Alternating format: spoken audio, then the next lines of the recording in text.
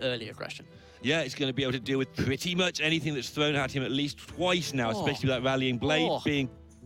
Rallying okay there? Blade as well. I mean, it's just exciting, isn't You're a Skaka fan? I really enjoyed my cheesecake last night. You did enjoy it. For those of you who don't know, Oskaka means cheesecake, just if you are a little bit confused. It's a different sort of cheesecake, though. It is. It was I don't know. Different. No one wants to know. Don't they? No. There's somebody called Oskaka playing. It's true. Anyway, he has got this hand, as we talked about earlier, the Rallying Blade is really good at dealing with 0-3 totems, and Sivka's really good at having a handful of 0-3 totems. Could be a bad spot for him, oddly enough. Yeah, you always want to try and keep that coin for the synergy with the Pyromancer, of course, but it's too good to just obliterate the Primal Fin totem there, not allow him to get out of control. And that's a Spirit Echo as well, Neil. I know that Tice ran a Spirit Echo Evolved Shaman from rank 5 to Legend and popularized it, so perhaps this is something Stan Cifka's gone for. It's another way to refill your hand. Okay. Typically, the Evolved Shaman can just run out of things to do after it's had the Evolve in Doppelgangster. If you can fit a Spirit Echo into that as well, I see where you're going with it. Helps. Yeah, especially when you're playing against maybe, I don't know, a N'Zoth Paladin, for instance. Exactly. So Cifka, again, not exactly new tech, but coming through with a lineup that makes a lot of sense as a cohesive force in this lineup. Something that can really help. I feel like Stan Cifka has planned this very well. He's considered what the opponents are going to be bringing, what this meta is going to be like, and he's added cards in case he ends up in a certain kind of matchup. I'm really impressed with these kind of, I'm going to say tech-in decisions, which they are. It's a decision, even though it's not his own new tech, it's still tech in terms of the whole lineup. And that is what matters in these events. That is why you should also be very careful when you go through the decks when they release from the top 16, who's won, who's lost. Be very careful which ones you decide to copy. If you don't understand why there's a random card in someone's deck, you probably shouldn't have it on ladder. It's probably for a very specific situation you're expecting to find yourself in a tournament. It suddenly becomes awkward for Oskaka because we were saying about how he has plenty to deal with the early aggression from Stan. He's got his weapon, he has a second Rallying Blade now as well, but he's not putting anything on the board of his own. Does have double Pyromancer, double equality though. So there is plenty of ways to clear boards. The interesting factor is whether Stan Cifka is going to be able to get a big Spirit Echo off. That could really change this game. Yeah, that's what he'll be looking to set up, especially on Aya, but can he force the game to go long enough? Maybe he'll try and get it on double thing from below and just have a whole bunch of auto refill the second it's cleared. That would be a good way to do it. We did see in the first game, when this was effectively the reverse match, that it goes very long. Cifka's going to have time to make these long-term plays if he wants to set something up for 6 or 7 turns in the future. But the immediate threat is just let's try and kill them. Don't forget, he's representing Bloodlust every turn. He may even draw into it at some point. I just love the fact that Stan started off with his kind of control paladin and was like, if I win this game, the follow-up of them against my control paladin is probably a Jade Druid, and then I have 2 decks to follow up that can do pretty well against it. Yeah, and that's interesting. We know there's going to be a lot of Jade Druid, and like you say, he knows that one of those is a bad matchup for him, so he needs to make sure that the others are not.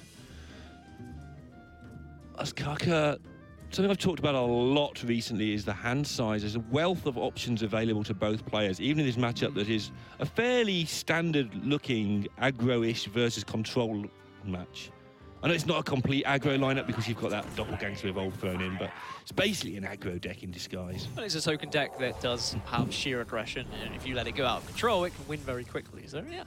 These big hand sizes, so I was going with that, these big hand sizes basically leading to more decisions to make. It's not just a case of, oh, I've got a card that costs 4 and I have 4 mana, what should I do? No, I'm not going to pass. Yeah, exactly. And Oskaka actually forcing to use his Pyromancer, his first Pyromancer equality there. Does have a second as a follow-up if he needs. Stonehill Defender probably coming just in time to help him get some value, trying to get something on the board. But is going to be forced to use the Peacekeeper as well. No Kodo to use in conjunction with it to get any real value. But Stan is in a decent place, isn't he? He is. Dreamhack is the place to be. I do wonder here if he's going to Primal Fin and just Spirit Echo the Primal Fin plus the Aya. That seems a decent amount of long-term value you're going to get. We may see him not do that, obviously, but Primal Fin plus Echo and develop a Jade Claws. might be a thing. It depends when he wants to use his Spirit Echo. Right, he may want to save it forever. It's whether he wants it as a double gangster evolve Spirit Echo turn. It's whether he wants it as a turn 9 Right. turn. But he decides this is enough stuff to do it with now. Second Eye will make a 3-3 and then a 4-4. He feels that is enough to exert the pressure he needs to exert. Maybe feeling that if the game goes too long, that exerting pressure is just a lost cause anyway. Yeah, both players throughout this series have really tried to show initiative by kind of taking the risk and pulling the trigger at several different occasions. We saw it when Ostkaka was playing his evolved Shaman. He evolved early on to try and get into board presence, unfortunately didn't pay off. Stan Cifka just taking the initiative here by saying, actually, I'm going to use my Spirit Echo now because I could just win the game in the next few turns. Right, and understanding that this gets worse the longer it goes, so he did save his Spirit Echo a little bit. You know, he could have used it on the thing from below and get another 0 mana or 1 mana thing from below and have all that going on, but he's decided to use it for the Ire. He thinks the Jades are the way forward for him to win this, of course. Always make this point, but now he's going to have some big Jade Lightnings and an extra Jade Claws pretty big later in the game, having used Ire twice. It was too much of a welcoming invite, to be honest, from that board.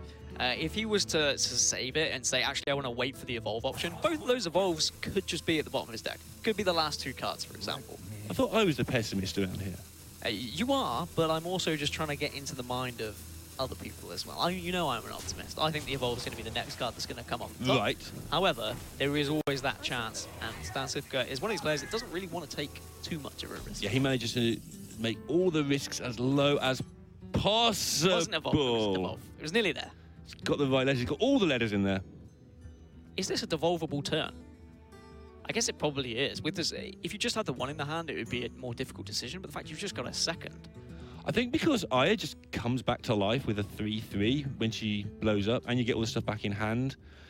Not sure that Cifka's going to even bother. Maybe he'll save it for Tyrion, save it for N'Zoth, save it for those turns, and just let this go off because he will still have some board presence. I like presence of the board. The only thing that is bad about it is there isn't any alternative. It's not one of those turns where you can play Stonehill Defender and get something in your hand for later. There's no investment he can make with any of his other cards. So it's straight up, do I think a 3-3 versus Ostkaka's 5 cards is going to be good enough? I mean, of course, devolving is always a risk anyway, but when devolving something like a Stonehill Defender, which doesn't really have much value for a 3-drop, could turn into, for example, I don't know, a Dirty Rat, a 2-6. Right. Something you've always got to consider as well. So you're quite right. You still have something left on the board. You get Aya back in your hand as well. So Stan is just going to keep those devolves for now.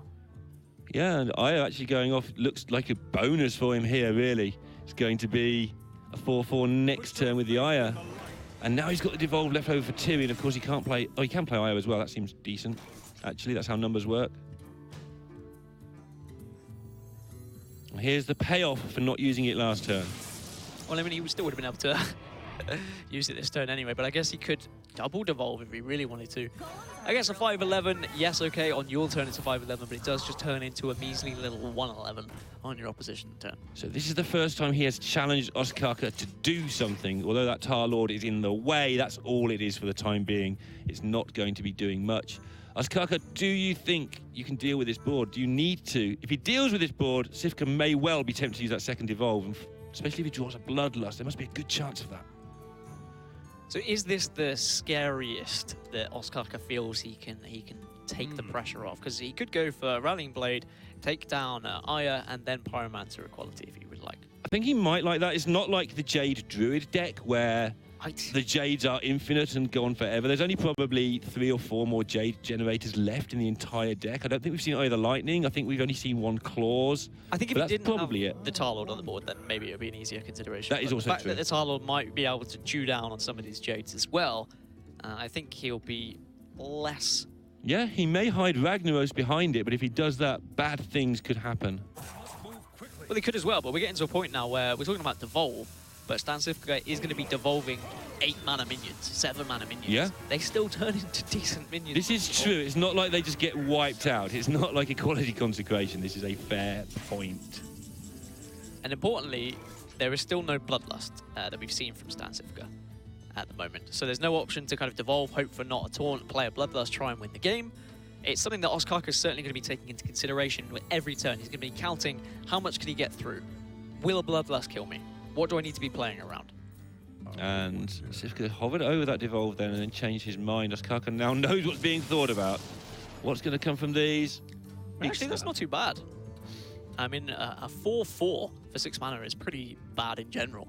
So an auctioneer that you can clear, like, easily... You don't think that's the best deal anywhere?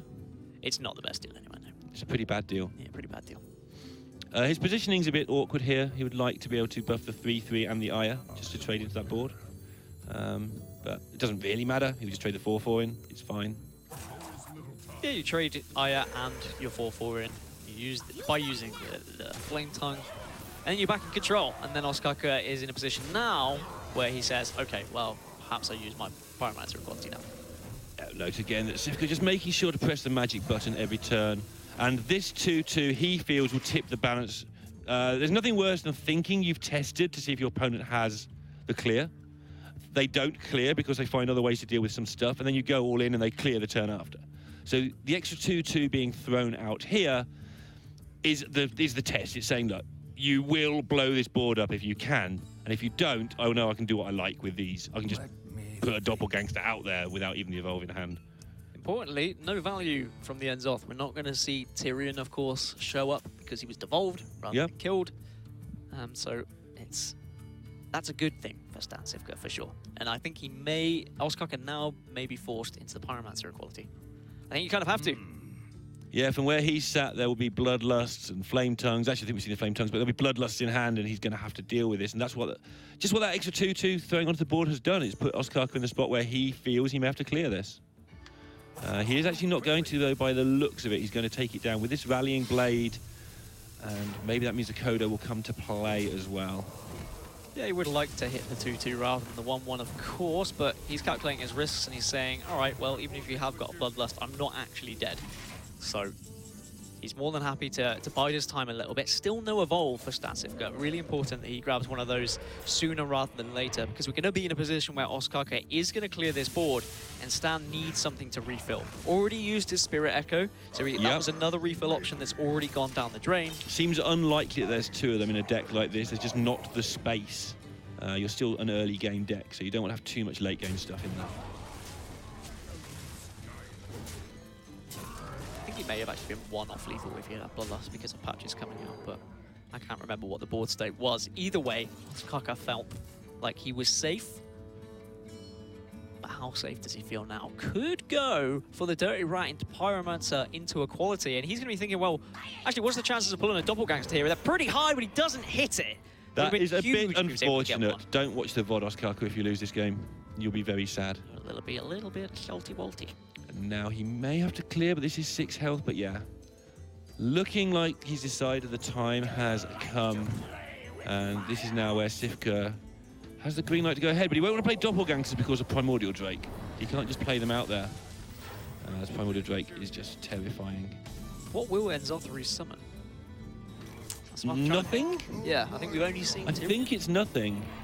I mean, yeah, I think it is just a Tyrion, and Tyrion was actually devolved, so... This is interesting because Paladin does not have a good way to trigger the Divine Shield, so even though a 4/5 is much smaller than a 6/8, it was worthy of consideration, but Sivka needs the damage. He's just going for the biggest available thing to distract Ostkaka whilst he tries to draw into that evolve that is just not turning up. Something with Death Rattle would be nice for Ostkaka. Instead, he finds the usual Tarim. Always shows up for the party when you get Stonehill Defender, and he's able to regain a little bit of this board control, but it's now just the Stonehill Defender off. White Eyes, important. Yeah, it is, just all these defenders. Still no evolve. That's the important thing that Stan's looking for, but the fact that when White Eyes dies, he's able to shuffle a Storm Guardian into his deck that is increasingly thinning, is very important. It is indeed. Just getting a 10/10. It's just another thing. We've seen Ostkaka's not really been able to deal with much outside of using his minions, and almost every relevant minion must have gone now. He probably has another Stonehill, so he can still get a Tyrion to play with a N'Zoth. But he needs to do that soon because he's running out of stuff. Hydrologist maybe gets Getaway Kodo. Give him another Tarim to clear up this board once. But Ostkaka needs to find ways not only to stop dying, but he knows that soon, he must have a read on these Doppelgangsters by now. He knows that Sivka's just sitting here waiting for Evolve. Bloodlust would have been played by now, I think. Yeah, and the annoying factor for Ostkaka as well is he's run out of his Pyromancers. He's run out of his Equalities. He has Primordial Drake, but this board from Stan is just going to get full of totems. It's just going to get bigger and bigger, and then as soon as that Bloodlust is ripped, it will be ripped for Frostkaka. Well, he's going to go for the Colo just to keep any sort of value game going and hope that things work out. I think he has to play it, to be honest. He's going to need that second totem just to get through stuff. That's his way back in, is getting a big Tarim off and being able to keep control of this board, because this board is just going to get overwhelming the longer this time goes on. Ostkaka's now run out of cards. He's got N'Zoth, but N'Zoth is going to summon nothing. Here's the payoff from that Spirit Echo all that time ago. These are now 6/6 Jades. So even though at the time it influenced the board a little, it was nice, gave him a bit more oomph. This is where the payoff is starting to matter, because this is now playing a little bit like Jade Druid, whereas normally you just have a 4/4 here, and it's like, all right, well, that's not that great. It's not really menacing anybody. But 6/6 is indeed a menace. I think Stan Cifka might be considering Doppelgangster here, purely for the fact he knows he's just given Sunkeeper's Tarim back to Ostkaka, and he's saying, well, he's kept that one card in his hand, he's not been doing anything with it. That was a consideration. Definitely. Instead, he does decide not to go for it. There is a Consecrate. That is some form of a board clear. Isn't going to be able to clear this whole board, but it does make it significantly worse to drop a Tarim onto. Yeah, the 10/10 now shuffled in, as you pointed out, into the ever-thinning deck.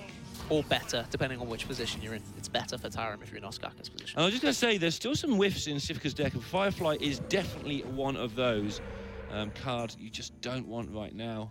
But Cifka still has some time. We still know that there's nothing coming from this 5/7 for 10. 5/7 for 10. 10 doesn't sound great, does it? It doesn't. It's one of the reasons why Free From Amber is not very good on 10. It's just, well, not Free From Amber, excuse me. I'm being stupid, but just 10 drops in general are not good to produce at random. Pyroblast is not good with a TS in hand, particularly, because a lot of the old gods are kind of badly sattered. Yeah. You can get 12/12s, but yeah. Just randomly talk about Free From Amber, which is actually good at this point. Which was nothing to do with what I was talking Stan about. has had to pull the trigger and get 3 Doppelgangsters out, or at least one that's then included itself. Because he's saying, I'm running out of options here. This evolve may never come, but a Bloodlust might come first. Indeed. He's finally picked up a Death Rattle minion. It's only taken him the whole game to get one to stick. Unfortunately, it's not one that's going to make a significant impact to the board immediately. It's okay, once it dies, it becomes a 5/5, and that will help deal with some of these pesky minions. Ostkaka might just have to play a 5/7. Yep, that's what he chooses to do.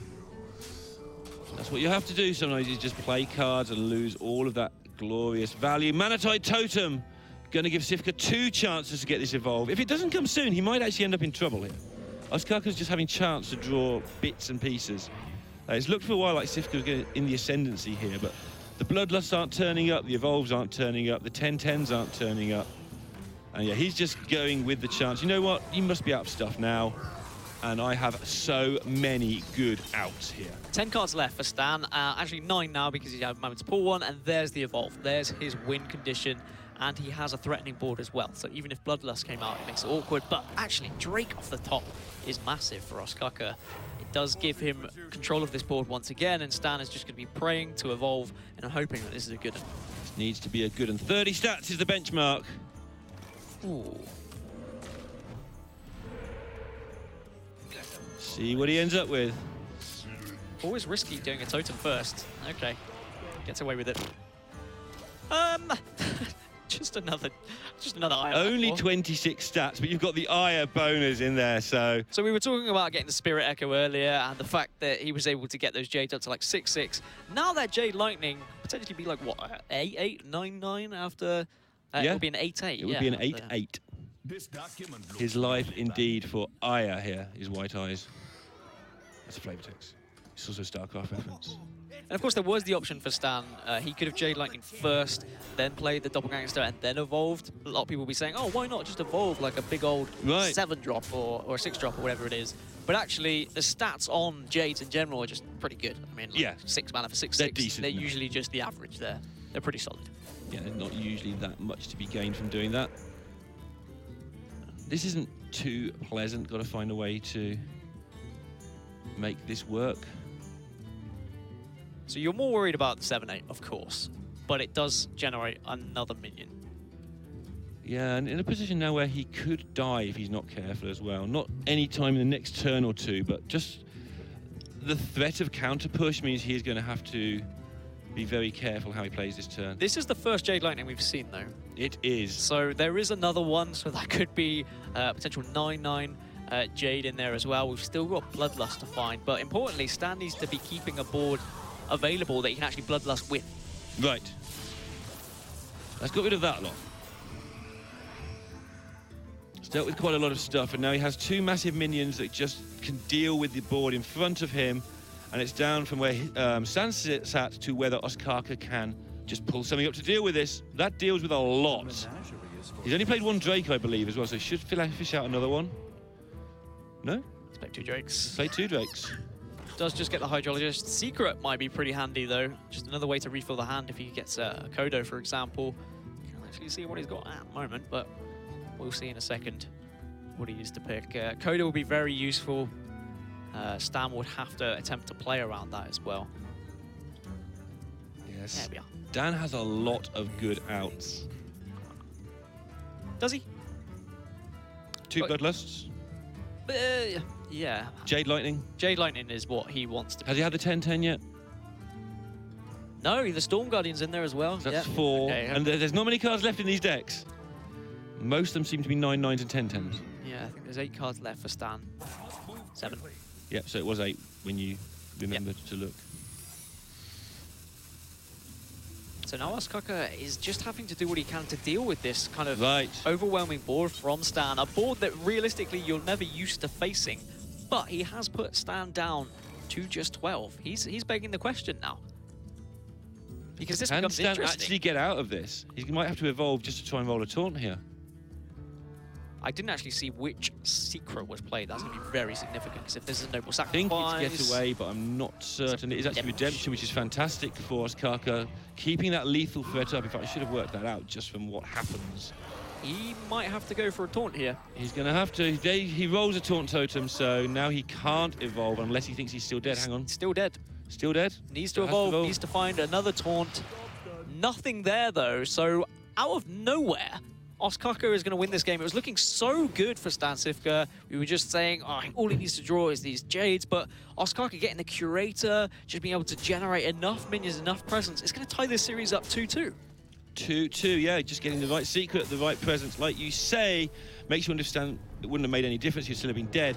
But if he's going to try and roll the taunt, maybe he should have waited until after the evolve to give himself a chance to evolve into one taunt and then roll another. Ooh, yeah, potentially. Would have been able to set up 2 taunts in some situations. Or maybe he thought that there's quite a few 3-drop taunts, so I'll do it that way around and not care what totem comes out. But probably not a better chance than 1 in 4. Oh, because it rolls into a 2, doesn't it? Totems only cost 1, so it actually rolls into a 2. Doomsayer would have been too slow. So, yeah, interesting. Maybe I think maybe it might have been a miscount, potentially. He might have just looked counted at it and afterwards. actually, oh, still dead. Yeah, I've got the taunt. Oh, no, wait. Yeah, still dead. But it's going to be 2-2, and now there's going to be Ostkaka playing on his Paladin in the final game. But now Stan Cifka is going to have to move to his Druid. And if we are correct, we probably think this is going to be a Jade Druid. However, maybe we're going to see a Spanner throw in the works. Yeah, we haven't actually seen the Druid yet, so Spanner throwing is one of Cifka's favourite things. It's one of his many hobbies, is it? Yeah, he's world Spanner throwing champion. Okay, note it. 2014. And then a year later comes to DreamHack and wins the PGL event. That puts a wrench in the proceedings. So he is going with the Acolyte of Pain, which means there'll be a Pyromancer in here. That tends to mean he won't have any of the other tech cards. He may only have 1 Primordial Drake. Ooh. He won't have a Gluttonous Ooze, you would think. But he will have all this card draw, which against control decks, he'll get time to get off. Saucy. Indeed. So we've already seen this matchup once today, but in the reverse, we saw Ostkaka with his Druid against Stan's Paladin, and it was the Druid that actually won. I mean, Druid typically does very well against control matchups, but there is that in a Zoth. Now, the Zoth could make a big difference. It didn't really in the last game because Tyrion got devolved. That's not going to happen in this game. However, Yogg is also a big factor, something that can really change your game as well. Stan Cifka does have that in hand already. Probably wanted it a little bit later, but at least he knows he has kind of get out of jail possibility card if everything does get flipped and reversed like Blazing Squad. And this is one of the... What are you even talking about? That's probably a bit... I didn't understand anything you just said. I just suddenly realised I was talking about something... Blazing Squad were a boy band, Neil. I mean... Were you on them? I wasn't, unfortunately. Oh, no. But did you audition? No, I was about 11 at the time. You were probably like, what, 36? So it's okay. I understand that you might not know that. Are you doubting my pop culture? Yeah. Okay, let's move on then. And Sivka, they're not necessarily needing the Pyromancer just to get the cards from this. Is one of the obviously advantages. That's a Moonfire. It is a Moonfire. And we did say about Stan Cifka bringing somewhat different things. Does that mean that we're expecting a Malygos? Don't know. I mean, my instinct when you see Moonfire is, hey, there's going to be a Malygos in here. But if you're playing lots of extra card draw, you can also just use the Moonfire to kill things on turn 1 and turn 0 when your opponent hasn't played anything. But yeah, that's interesting. Acolytes do point to the fact you can fill your deck up to Malygos. Moonfire points to that. Moonfire works with Pyromancer. Is that what you just said? I didn't, but I was going to. Yeah. I don't know what to say now. Don't give me that. Ruined my cast. Pyromancer and Moonfire is also, yeah, it's a nice combination, right, it is. I guess. Maybe we'll see a Malygos. I don't know. This is a little bit different for me. I've not seen a Moonfire included. You already spoke about the Acolyte being involved, but wasn't expecting a Moonfire. It was something Lothar brought up when I said that I thought Ostkaka and Stan Cifka kind of players that we're going to bring on meta decks. And he was like, hold on a second. Like, Stan Cifka, he actually could bring something to surprise you. And I guess a Moonfire is enough to have me gasping for air. Yeah, he does have this, don't gasp too hard. There's a second Moonfire, FYI, if you hadn't seen it. He does have this tendency to bring decks with huge amounts of synergy. More than any other player, he'll bring decks where all of the cards... If you're going to add a card, why not add Moonfire? It works with the Pyromancer, it works with the Acolyte of Pain Pyromancer. It kills things on turn 1. Druid's weak spot is the early game. All of that's suddenly under control. When you watch Cifka play, it's like, this is so obvious. So we look at his inclusions throughout his decks. The Mistress of Mixtures was somewhat of a surprise, but it was an inclusion it's a known card. that worked. The double Rallying Blade, known to be included. He had True Silver as well. It worked. I'm not going to doubt the Moonfire, because it might work. And he obviously feels like he can do okay against control. He's got Jade Druid anyway. What he's trying to do is, because he's worked out where he thinks his lineup is weakest, he's slanted all of those choices, the Mistress, the Rallying Blade, the Moonfires, towards giving himself a good chance against the aggressive decks, because that's where he seems to feel he is weakest. His other class is Rogue, also a little bit weaker against those aggressive decks. I think it may just be in there, just for all the card draw that you were talking about. The fact he's able to Moonfire his own Acolyte, really handy, to be honest. And now he's just going to be begging the question of, can you deal with my Fandral? Because I might have a Nourish in hand. I may not. Might have a Nourish in hand, may have a Wrath in hand. Nourish the big one though, that Nourish... I used to say in the old 14 meta, if you got your Nourish off with Fandral down, you just won the game. 14 damage combo. Okay, not like 2014. I was like, Fandral didn't exist back then, Neil. Come on. Neither did you, or boy bands or anything. True, yeah. Saw those years ago, back in 2014. Do you feel old yet, guys, who played this since then? I think you do. Okay. I was thinking that when they announced this next season for the ladder, and it was like season 36 or something. 9, I think. 39, yeah. I'm like, 4 years now we've been playing this game. Yeah. Absolutely. 4 years. Time flies. Time flies when you have fun, Neil.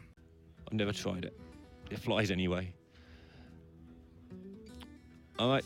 Stonehill Defender for Ostkaka is the likely choice that he's probably leaning towards again. And is he going to be able to find anything significant for real answer? Probably with Drake. Pretty significant. I guess, is it going to be helpful when you're staring down big old Jades? It is not unless you have an equality in your hand, then it suddenly is really helpful. So, planning for the future there, giving himself parts of combos and other parts of combos, because the Pyromancer can be used without Consecration. It can be used obviously with the Forbidden Healings, with the Spike Witch Steeds. We've already seen that today. I'm sure we'll see it again at some point. Oh, Jesse. That's another Nourish. Oh, that is a Nourish. And it's the Nourish we talked about. Yeah, we were saying, do I have a Nourish in hand? And there it is. Just nicely. There's the Pyromancer, so there is the full set of combo-y stuff. And nothing else to go with the Fandral. A little bit unfortunate there for Cifka. A Wrath would have been really nice.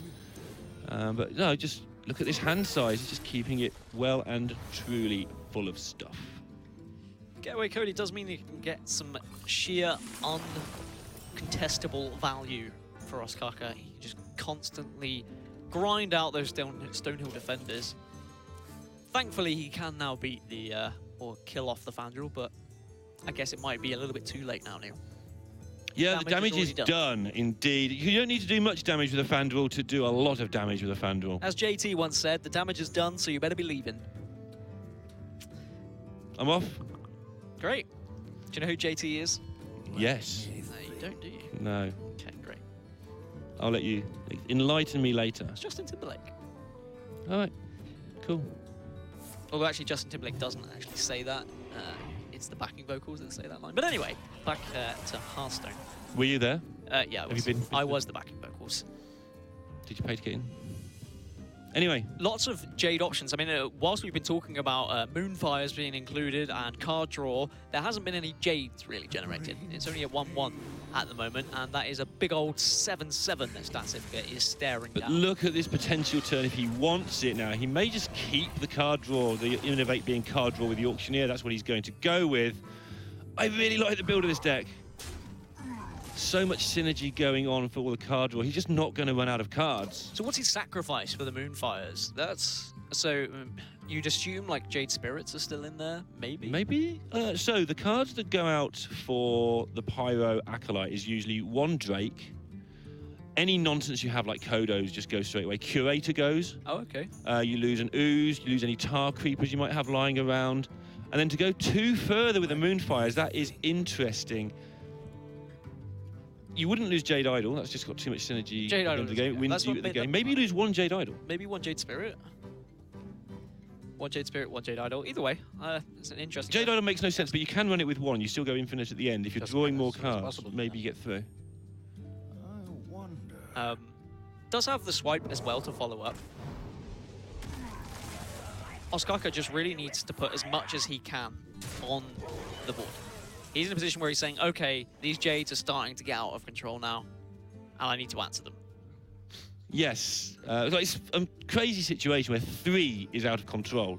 Going back to that Spirit Echo last turn, that was a +2 boost to all of the Jades, and that's basically starting you at 3. That's how 1 and 2 works.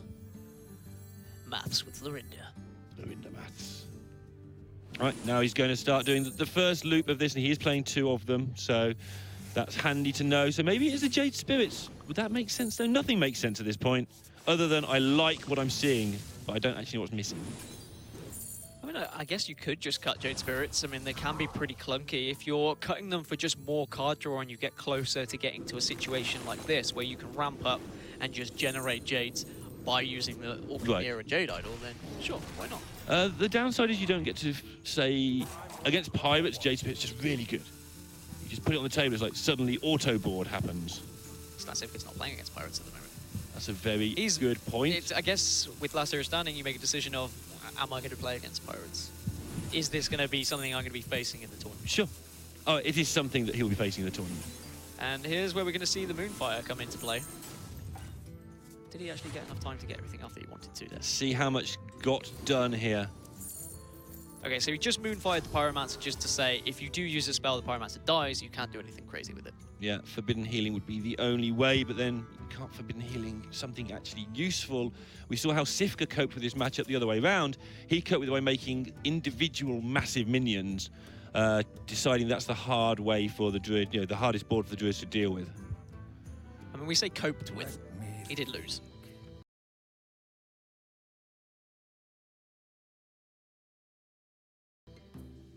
Well, yeah, he did. In the end. I'll have less of that lip from you. More tongue?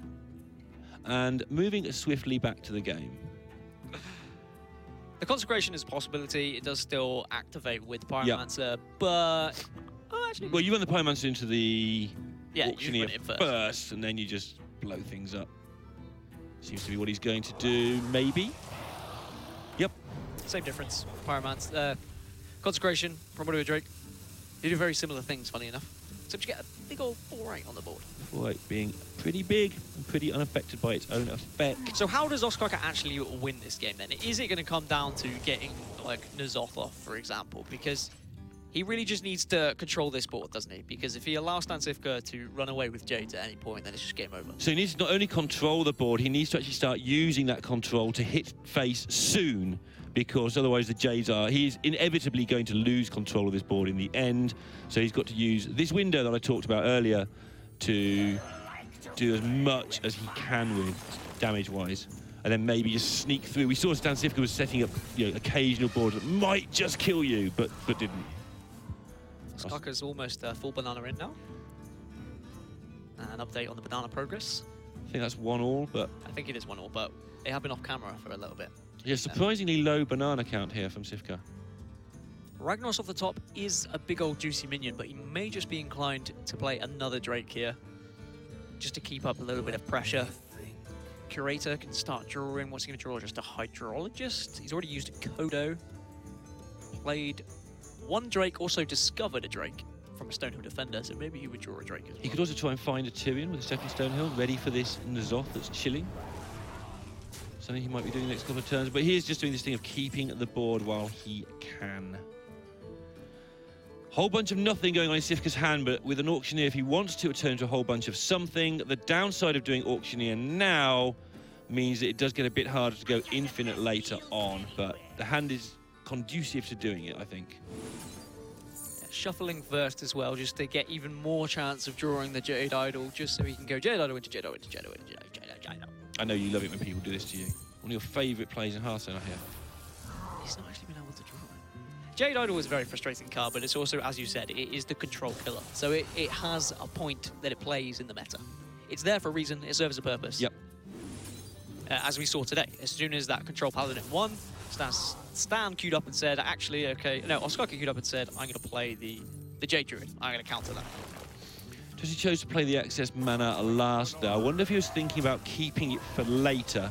A reason to hang on to it is so that you can have another Jade turn later when your Auctioneer is dead and make 2 things in 1 turn, rather than keeping them in your hand. But his hand size didn't get big enough, so it doesn't really matter. I guess there's no panic button for Oskaka. We can see the one in Stan Sivka's hand, it's the Yogg. For Oskaka, it's like, well, what do I do? Now. So you just panic rather than actually press the button? Yeah, you just start panicking, because you can N'Zoth, but you're getting Zilch. Curator, start looking for more.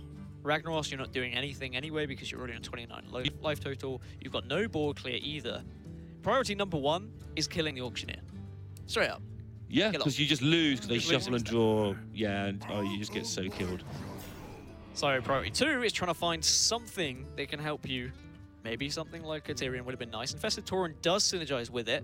However, Dirty Rat, he's thinking, could I pull something that might be generating Jade at some point? Like a Jade Spirit, for example. Maybe even pulling Yogg. The menagerie is for guests. Now he's just going to try and refuel so he can carry on next turn and have another turn where he tries to fight for this board. But you can see the slowly losing battle that is occurring now. These Jades are becoming overwhelming. Every board that is generated now just gets wiped out by minions. That's not where you want to be, because Druid can't wipe you out with their spells, and if they're wiping out their minions, therefore they've solved their problem. Double swipe and a hero power can do a lot of damage to all these taunts, and there can be only one answer when that happens. It means you are going to be sending quite a bit of damage to the face of your opposition. And look at that board. If there is no kind of equality drawn from Oskaka now, things start to get a little bit sticky. If by sticky you mean hit in the face for like 1,000,000 damage, yeah, it would indeed be a tricky situation. Oskaka gives it up, says well played, and 2 of the best players in the building, in this building full of good players. One of them has lost, one of them has won, as expected. Funnily enough, but yeah, Stan Sivka will be absolutely delighted with that one. A solid performance from him. I loved the kind of inclusions that he did have in his decks. They were welcome inclusions, surprising inclusions somewhat. Yes, indeed, and that puts him onto the 75% mark. And that also... Hi. Hey, how's it going? Welcome back. That also kind of shows us how the last Euro standing will work here in Yon Shopping, right? Right. We had seen some crazy things. Like when I was watching the final game between Oskaka and Stan Sivka, I was like, looking forward. Well, Oskaka has actually a chance. He was nailing it with the turn 3 Doomsayer. That was a fantastic play to get that tempo back to his side and just go all in with the Death Rattle minions, take it as soon as possible, slam the N'Zoth, and just finish up the game. But Stan Sivka's deck was built differently than you see normally a Jade Druid, right? It was angled to battle control decks and aggro decks at the same time. Unbelievable, and we saw what was effectively a mirror lineup, but Sivka just seemed to have all those little tech inclusions in there to give him those little extra edges where it mattered, and maybe that was a big factor in him coming through 3-2. Exactly, and that also gives him a small edge. Like, in this entire building because his lineup is a little bit different. People don't know each other deck lists. Yep. There's no way of like, saying, oh, well, I'm playing as this guy and I know that he has exactly this lineup and I exactly know what our cards are in. Right. There's a chance that someone just comes up with a plan that I'm gonna ban this particular class and all of my other decks are tailored to play against a specific lineup. And then they'll be super teched out. And how do you play against someone who's going to bring Moonfire as their tech card? I mean, I guess that's just so strange. Stan might be in a position where he was actually saying, actually, I wish I wasn't streamed to the first game because now people will know. They'll know. Word gets around. Yeah. Well, we'll see. Some people will scout out, right? Yeah, exactly. But we have still another game, Game B from round 1, which is Orange versus Cyrus. And right after the commercial, we'll jump into the Game 5, the decider in that match. So don't go anywhere. This is DreamHack Summer Grand Prix.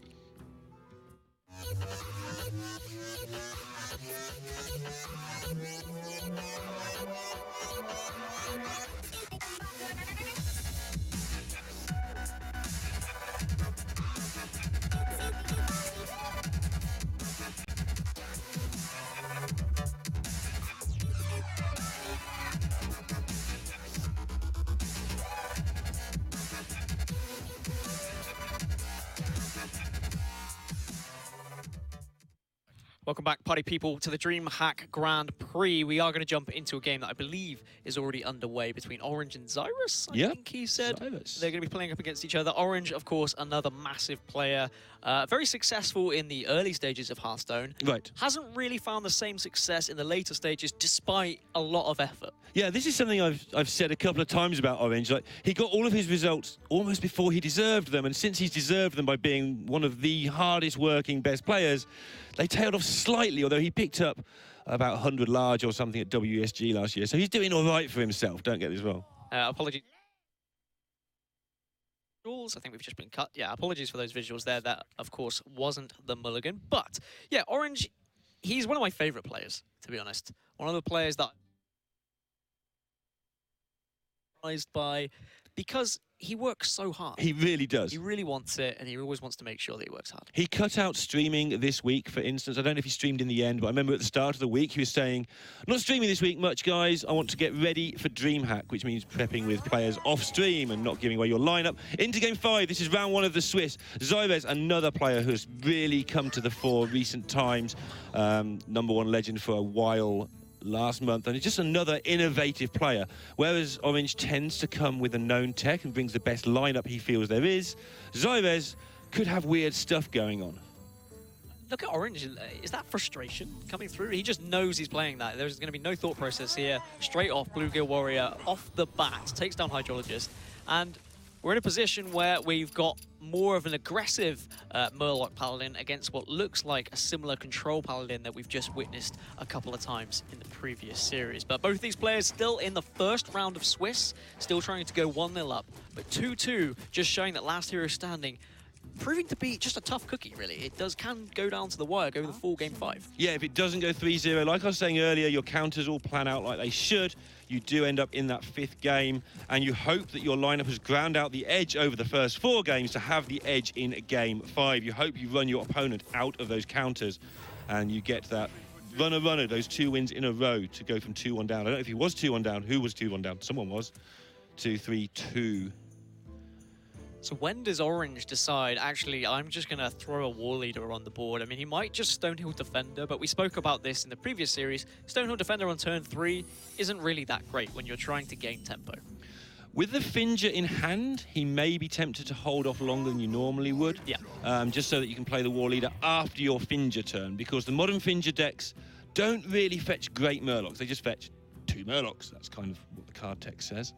And so you want to buff it up after with that War Leader and then do a bunch of damage. Same deal with a Megasaur, so interesting to see where he goes with this next turn. May choose not to attack here as well. Yeah, I thought so. In case it's a Noble Sacrifice, you of course don't want to attack. You can then attack next turn with your Stonehill Defender if that's what you're thinking the secret is. Of course, we can see it was, but Orange won't know that. He will not. Just needs to calculate the risks. Unfortunately, True Silver Champion is going to take down the Stonehill Defender, so he's not going to be able to go down that line of play as he would have wanted. But that's a Murloc that hasn't been killed by that Stonehill Defender, by that True Silver Champion. So that is a Murloc that later on can be actually useful. So he does have the option to absorb, if he thinks this is a noble sacrifice, to absorb it with the true silver and then trade if he wanted. It seems a little bit overkill. Alternatively, you could just play the Kodo by coining that out as well. Just get something of value on the board that can't be killed by the true silver. Has he played a minion? He has played a minion since the secret, right? So he's not scared about repentance. He may also just want to coin Finger and just get that Finger doing its Fingery stuff. Yeah, you could just Finger then pass because you're like, well, okay. If Finger kills Noble Sac. If I know that's Noble Sacrifice, that's something that I'm going to be guaranteed to kill next turn. And then the Tycoon will get bigger because the Fingered minions, and then you've got a board full of nice minions to put your War Leader or your Megasaur into. And yeah, good things are happening. Although you would expect the True Silver to take down the Tycaller here. Not going to leave that up. Can be a little bit too dangerous to just be left on the board. And Zyrus, he's got all of his late game there, Neil. Does have one board clear as well. Orange just needs to... Really, he wants to get in a position where he can use Finger, then play the War Leader, have an overwhelming board, and hope that Zyrus doesn't have the kind of equality pyromancer. That's what he's hoping for. When that does come down, then that's the scary factor. Yeah, this is a case of how you manage your resources to have that second chance, that second wave of Murlocs. And Murlocs like waves, so they should be fine. How does he actually navigate that situation? Here is the first clear. And already you can see Orange has one Murloc and it's a War Leader. That's not a great spot for him. There's a good spot though. This is where the Murlocs start to get crazy. They start to multiply from this point on, and every turn now the Megasaur will be a threat, as will that War Leader. That's a big pickup for Orange. Yeah, and oh, okay, Stampeding Kodo was a nice top deck there because it was looking pretty awkward for him. Otherwise, you're not going to play Tarim into a board like this. So at least Kodo can deal with something, and your weapon can deal with something else. And then, as you said, reducing that risk. So you could kill off the Inquisitor here if you really want to reduce the risk of any crazy Megasaur shenanigans. Right. See what he chooses to do, because he can only use it once, and this is the best value he's going to get from it. Means that he's going to have to face this turn down quite a few times between now and the end of the game, and that was his one chance to stop it at source. Orange seems very nervous, to be honest. Very fidgety. We saw how quickly he played his turn 2, Bluegill Warrior. I can also hear him just tapping his board with his mouse as well. Like he's... Right. I know a lot of players do it, but that does show something about his mentality here. Maybe he knows he's up against it here at 2-2, thinks he's somewhat unfavored. Yeah, and I think he loves this event as well. He put in a lot of time for DreamHack Winter and had a bad day at the office that day as well. Was really happy with his lineup on that occasion, really fancied his chances. And I think he's happy again with it this time around. He just won't want to get off to another bad start in the Swiss. I mean, that's obvious, but Orange in particular, like I say, he's somebody who's taking this incredibly seriously. Orange is able to use the Blessing of Kings this turn, which is actually fantastic after seeing the Tarim. He's already seen a quality as well. He's just trying to gain some board presence here now, Neil, because he knows that things are only going to go from bad to worse as we get to the late stage of this game. Tyrion exists. Tyrion exists, and there he is doing his Tyrion thing. Not going to last too long, though. He's going to get killed by Peacekeeper Kodo. Always a nice combo, and not always a combo you see in these faster Murloc decks. Actually, that puts Orange in a lot more of a stable position, a position where Zyrus needs to find some form of answer as well. And we are seeing the N'Zoth variant once again, Neil. Does seem to be popular already. 3 people bringing Death Rattles in their Paladin really has shot up in the meta in the last couple of weeks. Yeah, it has. Just looking at Orange's lineup there on the side, by the way, it's got the Paladin, the Druid, and the Shaman. Feels like that might be the lineup of the day. Zerez bringing the Mage, bringing the Priest, going a different way with his choices. Different route, but it may end up working out. He's in a relatively good position. Of course, Orange can now follow up with Tyrion of his own, but does really need to deal with Ragnaros as well. Yep, it's not going to get enough damage through to be able to sort of sidestep Ragnaros. Oh, never mind, he thinks he is. So he's going around the corner because this Divine Shield's worth 6 damage. Spike Ridge Steed coming just in time, though. That's going to be a nice little roadblock in the windy way of Orange trying to get victory here. Something that he will, of course, have to deal with because, you know, taunt, can't go face, all that. Jabba jabba. So what Zoes is wondering here is the best way to do is he would like to get the heal on his face most of the time. Obviously, if he trades into Tyrion, it's the other way. He'd like to heal the minion up. And he also will realise that he could just die to a little bit of burst, a war leader plus a bluegill. He's got to be able to keep the numbers in his head as to how much burst Orange might have. With true silvers, with bluegills, with war leaders, you can actually have 8 bursts in your hand. Or even 12 if you have double bluegill. We've seen one already. So he's taking a lot of damage, and if Ragnaros ends up healing himself here, then that puts Orange in a slightly better position. Yeah. I think Zyrez will Spike Bridge Steed this. If he doesn't, things could get ugly. May have to be honest. Does have the Infested Tauren, but that's a very insignificant taunt in comparison. Could play both, though. Yeah, okay. Yeah, so he is just going to get these taunts out there, make sure he doesn't die, and begin the beginning of the end almost, the process of stodging everything up and making life very difficult for Orange to get through. And of course, after playing the Steed, better for him that Ragnaros did heal himself rather than the face. He'll be more than happy with a 10-14 just sat there in the way of Orange, even trying to claim victory here.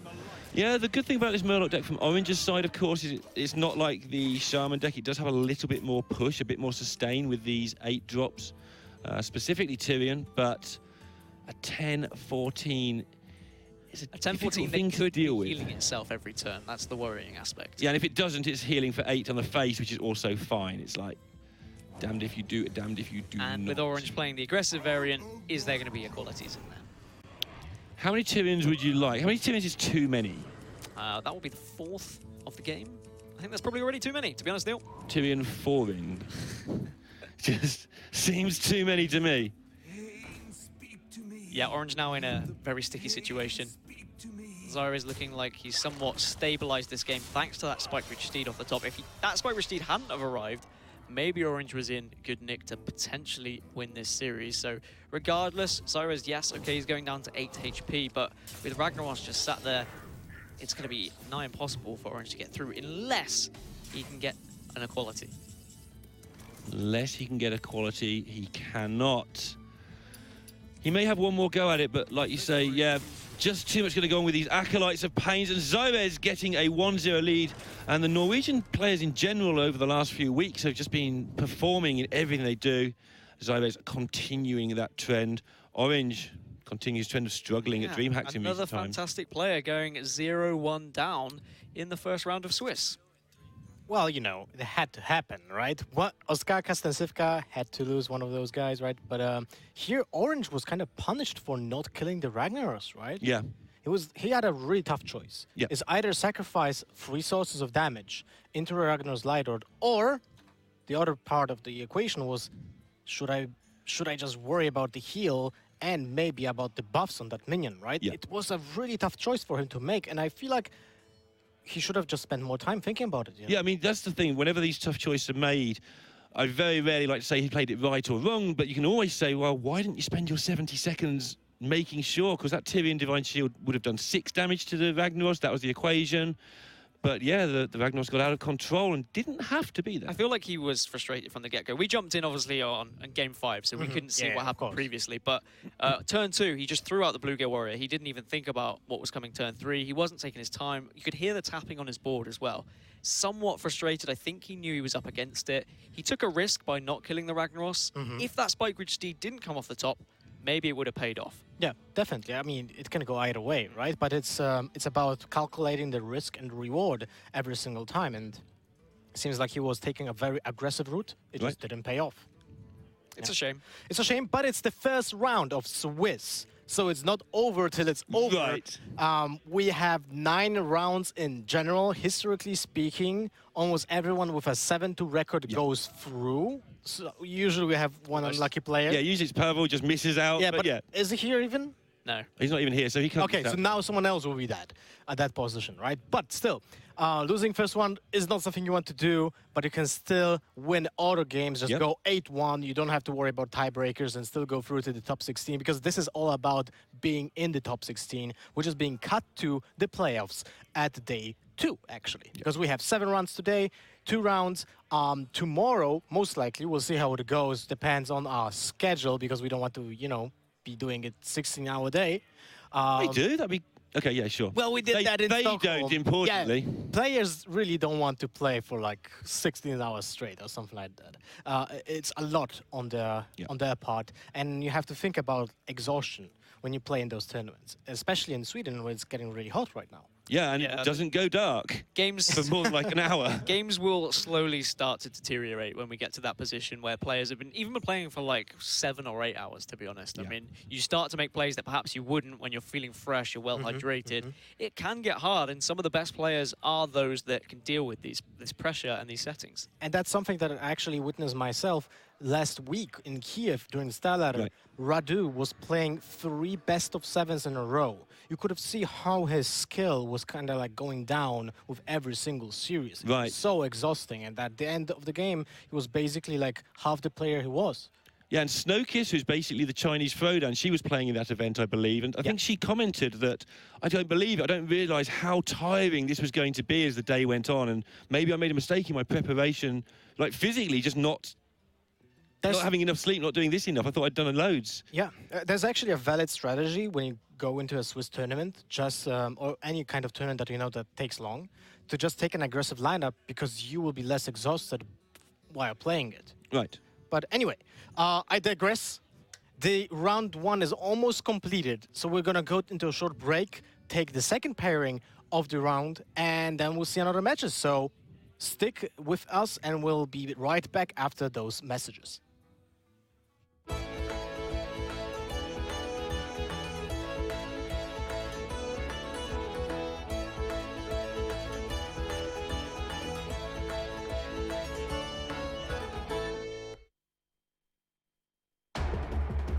What if there was a DreamHack PC?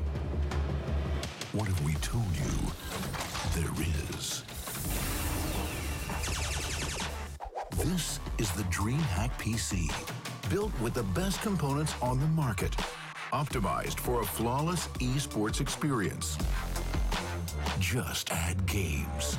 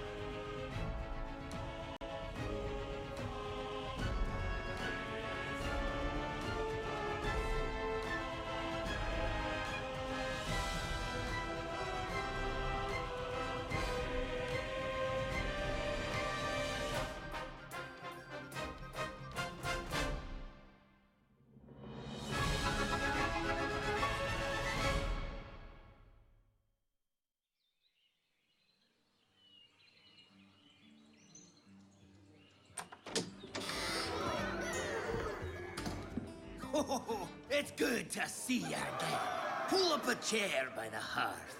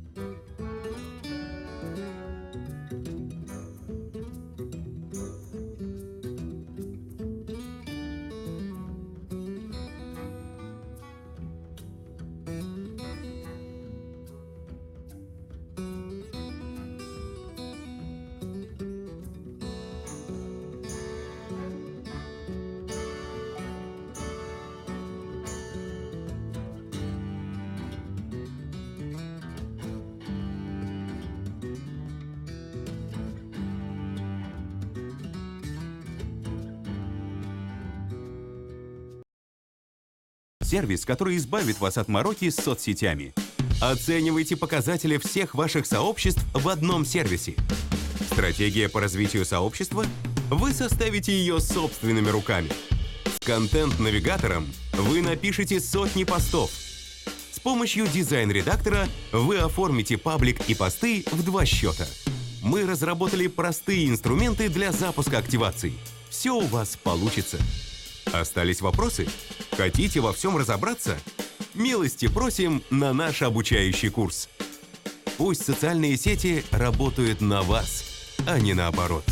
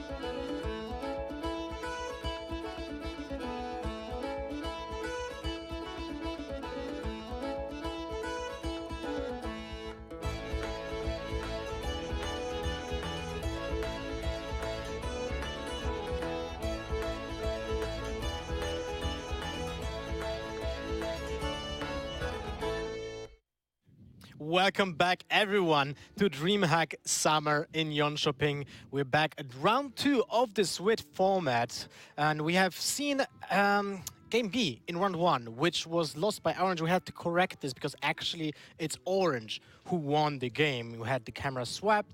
Well, it happens. We were just gonna say it right now. Orange won that game instead of Zyrus, so he's 1-0 in the lead after round 1, and he will be playing now in the winners, let's say, portion of round 2.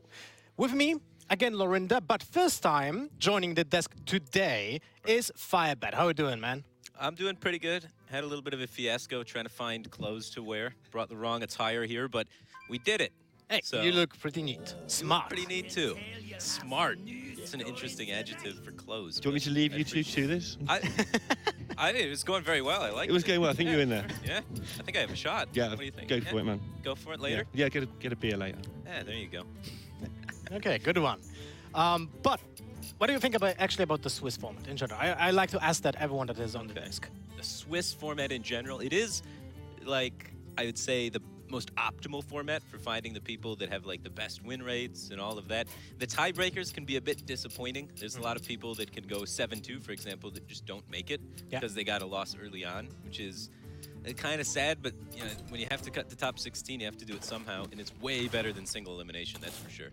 And double elimination as well, because you have more fair pairing, right? You don't have like a double elim bracket. You lose round 1, and now you have to win 9 or 10 instead of 5, and still meet like top players because they were unlucky in one match. Sure. I tend to think that slots 9 to 16 are like, if you're in those, you're lucky anyway, because lots of things cut to top 8. So if you're worrying about not getting the tiebreakers into the extra slots, just do better. Sure. Yeah, And exactly. since you're playing against people with similar scores, you can really see how meta trends start happening, because people with better scores often bring very similar decks. So if you're a player that actually cracked the meta, you don't have to worry as much about some random guy playing, you know, awful decks that are terrible for the meta, just destroying your record halfway through the tournament. Yeah, that's true. Unless it happens round 1. Unless it happens round 1. Right, There's that's always the thing, the right? dodgy round 1 thing going on, but as soon as you get through that, then it begins to pan its way out. Something that is possible is actually in Swiss when there's like a ranking of pro players or people that are doing well in like, you know, tournaments before. They can be seeded in round 1 as well. But so far we have the random round 1, and that's how it is. Something at this particular tournament, though, for people at home, a lot of these tournaments like Insomnia, whatever, you get a lot of locals. Here, there are only 42 of the 200 from Sweden, and 23 of those are on teams. Okay. So there's like 19, as you would call it, randoms. Sorry to the good players here who are on teams, but there's not many players that have just come from DreamHack and go, oh, I fancy playing some Hearthstone. These are proper players. That happened during the first Grand Prix. We had still some players just attending the DreamHack because they are here. But in general, people are going here with the you know, intention to play in a high-skilled tournament. Interesting fact is also that we have 200 players here in the venue, but there were 20 players on the wait list. Right, and there were people here last night saying, I've got my team here, we're hoping to play tomorrow. I don't know if those guys got in or not, but they're turning up because DreamHack's so good. If you end up chilling at DreamHack, that's not a bad second prize. But they're hoping to get in. They've come with the intention of playing if people don't turn up. Yeah, that's true.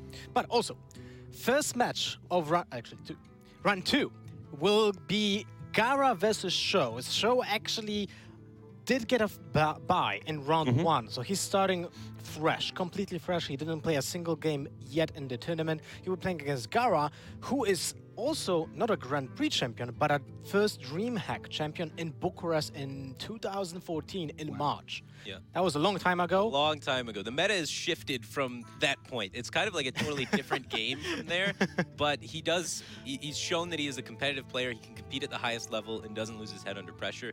He always, back in the day, brought really creative and innovative decks. And even that tournament, he won it with just like one of the first iterations of Ramp Druid with like faceless manipulators in it and just crazy stuff. So hopefully we get to see some wild stuff from Gara. But we're playing in Standard this time. Okay, yeah. You know what I mean, Yeah, it's really a bad joke to use, but I couldn't use it. Sure. You've got to use bad jokes. That's what we're here for, man. That's what we're here. I think one of us would have taken it otherwise. Yeah, nobody can resist. All right, well, Show, a known streamer, playing for Team Liquid nowadays for actually a very long time. I think like at least a year. Maybe even longer Yeah. than that, yeah. Yeah, so he's tied to the host logo, and he's doing really well lately. He was tryharding in HCT points. He was really playing a lot of open cups, winning those as well. So he's doing pretty well in competitive aspect, which is not something you always consider when you think about those, known streamers, right? People are kind of, it's like a running joke. Are you that- trying to fire shots right now? Is that... Okay, I see. All Well, right. You're the one that said the 2014 meta was different game to what it is today. Ah, that's true. Kind of firing shots at myself, I guess. that was like a shrapnel. Yeah, just half a shot. Just Setting them up. Exactly. But I can't think of when I actually saw a show in like a high stake tournaments before. I think it was last DreamHack here. No, he was at the Winter Championships. Oh, yeah, right. This year, yeah. He got eliminated by Nyria in the top 8. So his teammate. But his teammate, yeah. So he was actually super close being able to just make it through that. So He grabbed second at Seat Story as well, I think, right before recently. that. So he's on a tear, and he's gone the other way. A lot of streamers do well to start with and then start saying, well, I'd rather get the viewers, I'll be more entertaining.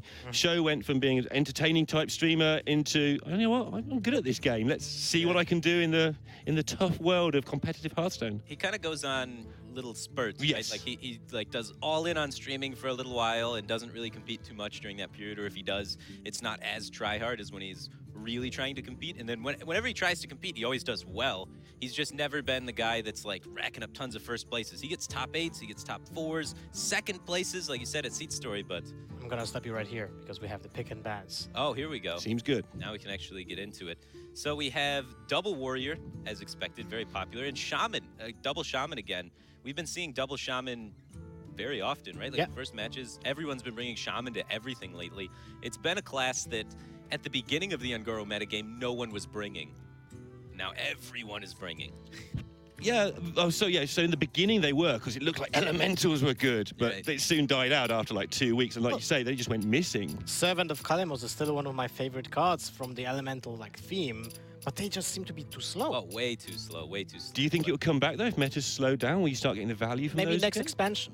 Maybe. Yeah, I okay. mean, you always have to check for elementals, but the thing that makes Shaman so strong, especially in a last year's standing format like this, is it's got such powerful tools against aggro. You can shut them down with Devolve, Maelstrom Portal, Jade Claws, and at the same time, those Jade mechanics are so good versus control. So you get the ability to shut down 2 different archetypes. You can beat aggro and control. So it's really hard to kind of counterplay into Shaman. It doesn't have a lot of weaknesses. Right. There's a lot of broad matchups across the board. So if that's the case, is that something you would open with and try and sweep? Is that Well, being last hero standing? I know in Conquest it doesn't matter so much, Sure. but in last hero standing, does that set up your lineup? It is one of the ways you can do that, but if you're trying to set up your lineup with it, then it becomes predictable. which Sure. then becomes a problem, and a lot of players also use it as a hard counter to Paladin, just Right. because Devolve and Hex are so incredibly strong versus Paladin. So it depends what they're trying to do with it in the lineup, but it is definitely a possibility for sure. I'd say you'd have to kind of weight their chances of what they're going to open with and Right. weight Shaman a little bit higher, just because it is so versatile. All right. Well, that concludes the analytic portion before the match. We're gonna jump into the game right away after this short message. Don't go anywhere. Gara versus Show coming right up.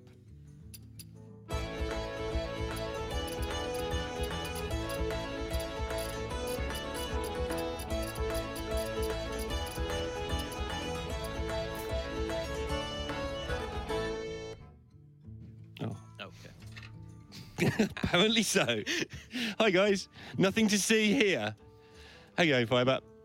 Going pretty Just well. quick, distract them. Excited for the match.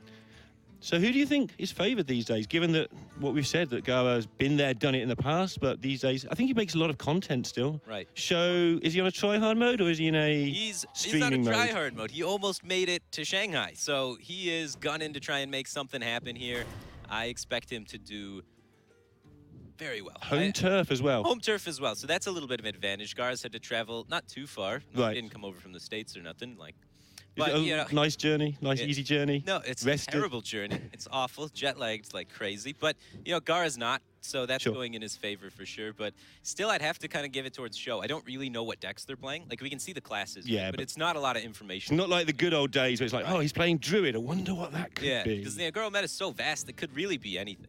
Right. So, judging on just by players and their recent performances, I would have to give the edge to Show. Yeah, I think I have to agree with you on that. He got his first esports cash in 2004. In StarCraft. In Warcraft 3 Oh, 2v2s, wow. even before his StarCraft He did the days. whole StarCraft thing. So yeah, if you were born on that day, you'd be 12, by the way.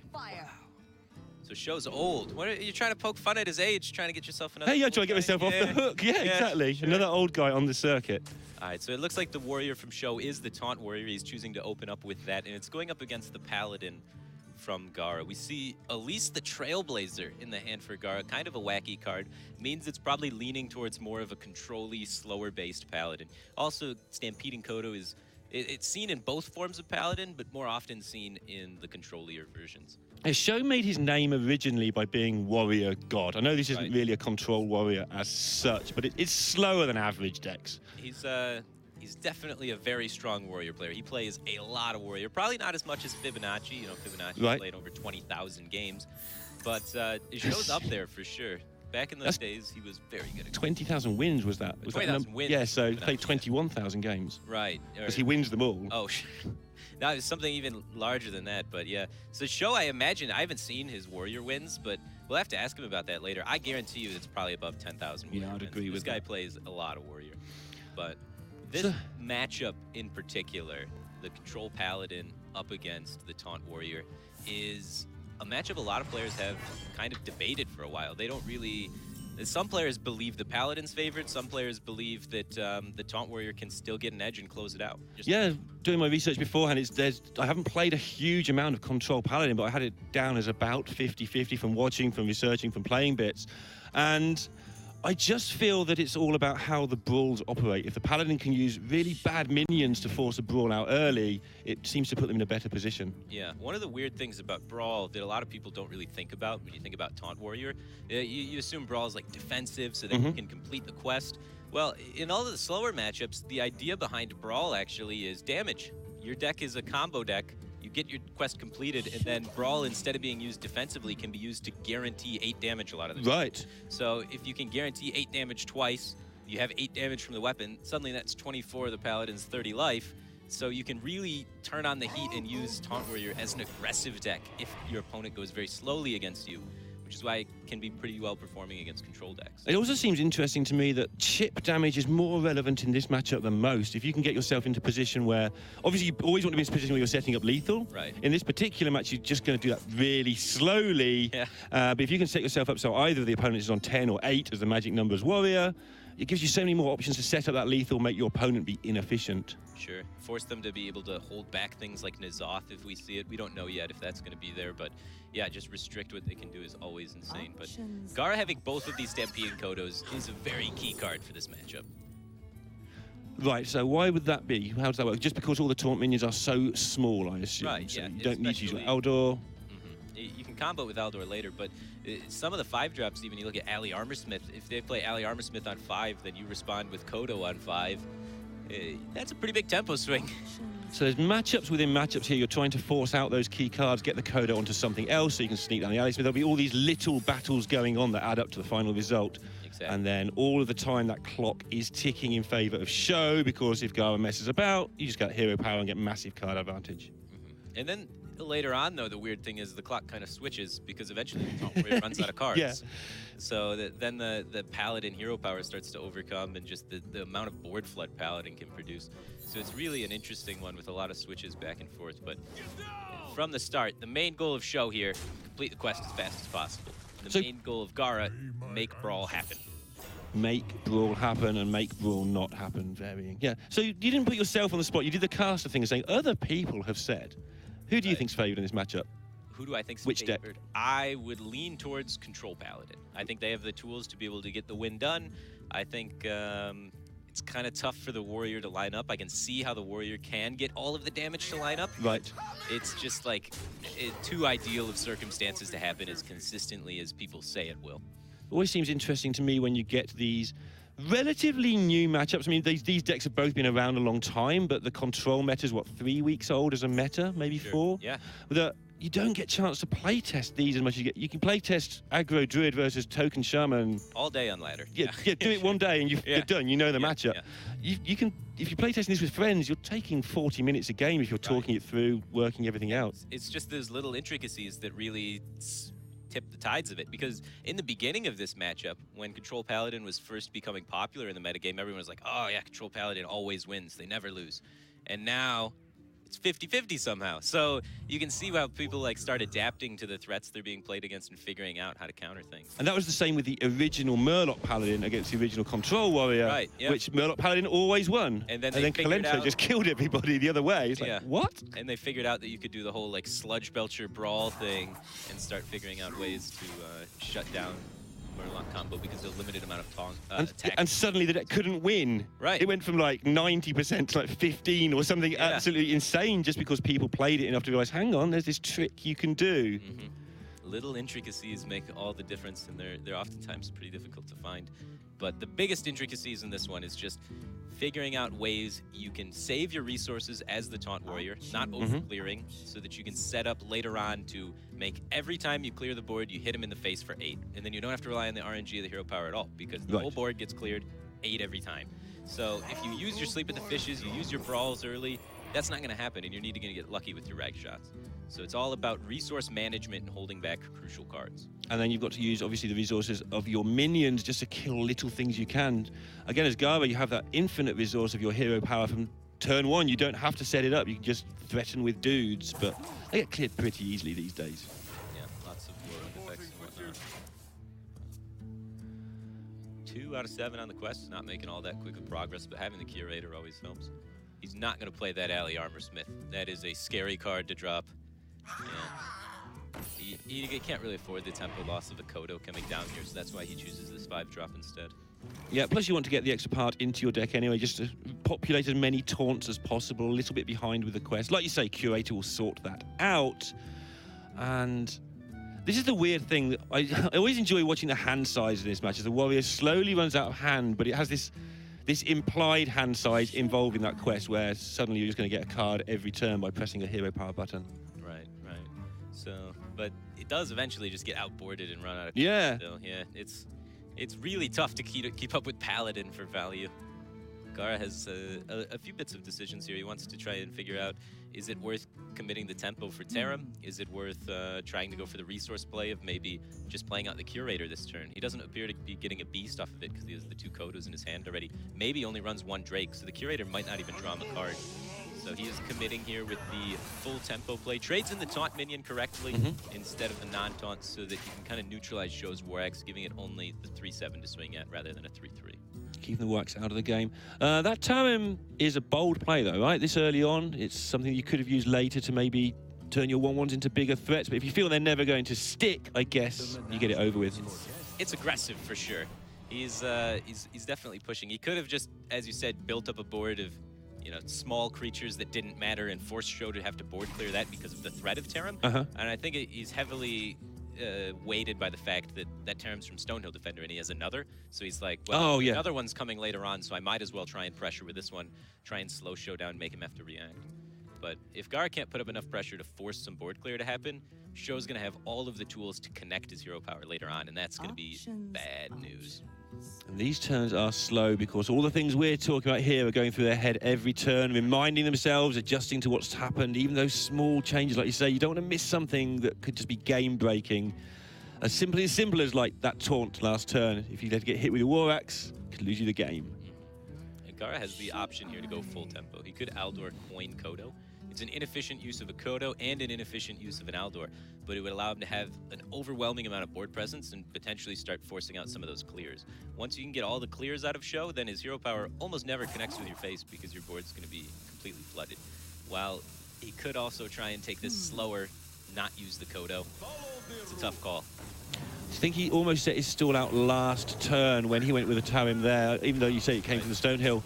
He went with the decision, I'm going to be the aggressor in this match, and Sho, with his warrior experience, doesn't seem to be at all flustered by this, just taking it in his stride and like, these aren't going to kill me, seems to be the attitude. Well, he doesn't even have an option. That's also true. Yeah, he is kind of limited in options, but having the Primordial Drakes here is fantastic. He can use them as a board clear. He takes a bit of damage in the meantime, but his health should be relatively stable. Right. The one issue is you can get burned out after you complete the quest. Tyrion Tyrion is a heck of a card and allows the Paladin to really pressure you later on after the quest has been completed. So you lose your ability to gain life once you complete that quest, and that can be a bit scary. Yeah, that's one of the things that factors into a lot of the mulligan decisions I'm sure we'll talk about later in the day against other matchups as well. And as to how you use that quest and how you get rid of your valuable health total. That's one of the key cards for the Warriors. Well, I actually thought the quest wouldn't be that good. I was wrong, but hey, my read of the situation was losing the hero power would be too much too often.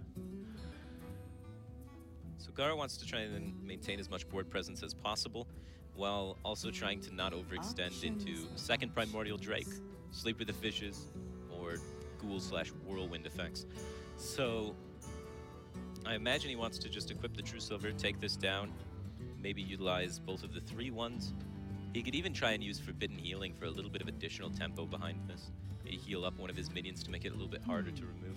Yeah, he's going to draw more healing by the time he needs more healing, you would think, a lot of the time, so protecting a minion makes a lot of sense to me. If you have enough tempo, you don't need any healing. Well, if you win the game, fantastic, yeah. So you want to try and avoid that. I wouldn't mind seeing him heal up the Sunkeeper Tarim to try and play around the second Drake here.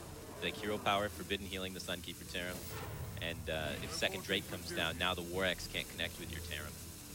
Interesting, when the second Drake does come down, that's going to be two of the, I mean, it's not a whirlwind, but two of the AoE effects done. Obviously, if Gara can suck those all out of Show's hand as well, then he can just go wild with the hero power. So another thing that isn't a total disaster if this comes down. He's holding back the Forbidden Healing. Thinks he might need it later on. Doesn't value it too much on the Tarim. So he says it's not worth enough tempo to commit such a powerful card, because Forbidden Healing, those zero-costing cards, can be as powerful as you have the mana to invest for. Yeah, interesting to see whether he saves it for his face later just to make Show miscalculate, or whether he saves it for a minion to keep future tempo coming as this game progresses slowly but surely. So Show has a Sleep with the Fishes he could utilize to try and clear, but I don't really like it too much. I think it's a better resource to have saved. I mean, it's so good in combo with the other cards in your deck later on. And again, under no immediate threat of dying. He has got to clear things, though. His health total's getting low. He's got to be a bit careful. You always got to worry about how low can I really go. And one of the big questions about how low can you go is, do you run any sort of weapon removal? If Show has no weapon removal in his deck, then Tyrion's going to connect for 15 throughout the course of the game. So staying above that crucial number of 15 is very important. And judging by the play here where he utilizes the Sleep with the Fishes like this, I would assume he has no weapon removal in his Taunt Warrior deck. Yeah, he's also chose this time to get down the Ali Armorsmith, so a feeling of him that he's going to sneak this down now. He's seen one of the Kodos go. Maybe he can get 4, even 6 from this. We can see Gara must be immensely tempted just to blow it up and then not worry about them for the rest of the game. It is interesting. I wonder why he chose that specific taunt. I think he's really encouraging a Kodo to happen. He just wants not Tyrion to happen, I assume. Right. Yeah, so he doesn't mind if a Kodo happens, because then that kind of limits what Gara can do with his mana. The Control Paladin deck has almost no 4-drops. It usually just runs 2 True Silvers in the 4 mana slot. So Gara's play would be Kodo plus hero power, which, although it is getting the Kodo value that Gara wants, it's not exceptionally powerful tempo-wise, because there's no big threat coming down. There's no Tyrion.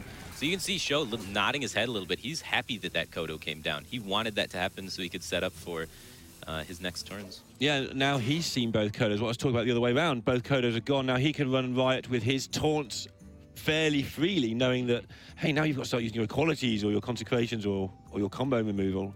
And obviously on some of these minions, you just don't want to use that. Yeah, and you can see the Primordial Drake from the far left of Show's hand. He planned this, wanted Kodo Hero Power to happen. Kodo Hero Power happens, gets the full board clear while completing the quest. And he's got more cards in hand than Gara. That's interesting, unusual, yeah. right? Well, I mean, it's because Gara couldn't get any Curator value. He chose Primordial Drake and then both of his Stampeding Godos, so his Curator got no value, whereas on the other hand, Show's Curator got max value. How valuable are the Armorsmiths in this matchup going forward? We talked about the chip damage. Does that mean they're pretty valuable as well, just the regular Armorsmiths? They're definitely valuable to help you heal after you complete the quest. Once that Ashbringer does so much damage, and oftentimes it can connect every time, because Gara can Quality Consecrate, hit you with Ashbringer. You build another Wall of Taunts, Quality Consecrate, hit you with Ashbringer, and you need to have a health total outside that range. Having Armorsmith down once you take that big board makes you way less vulnerable to those equality clears, because you gain so much armor during them.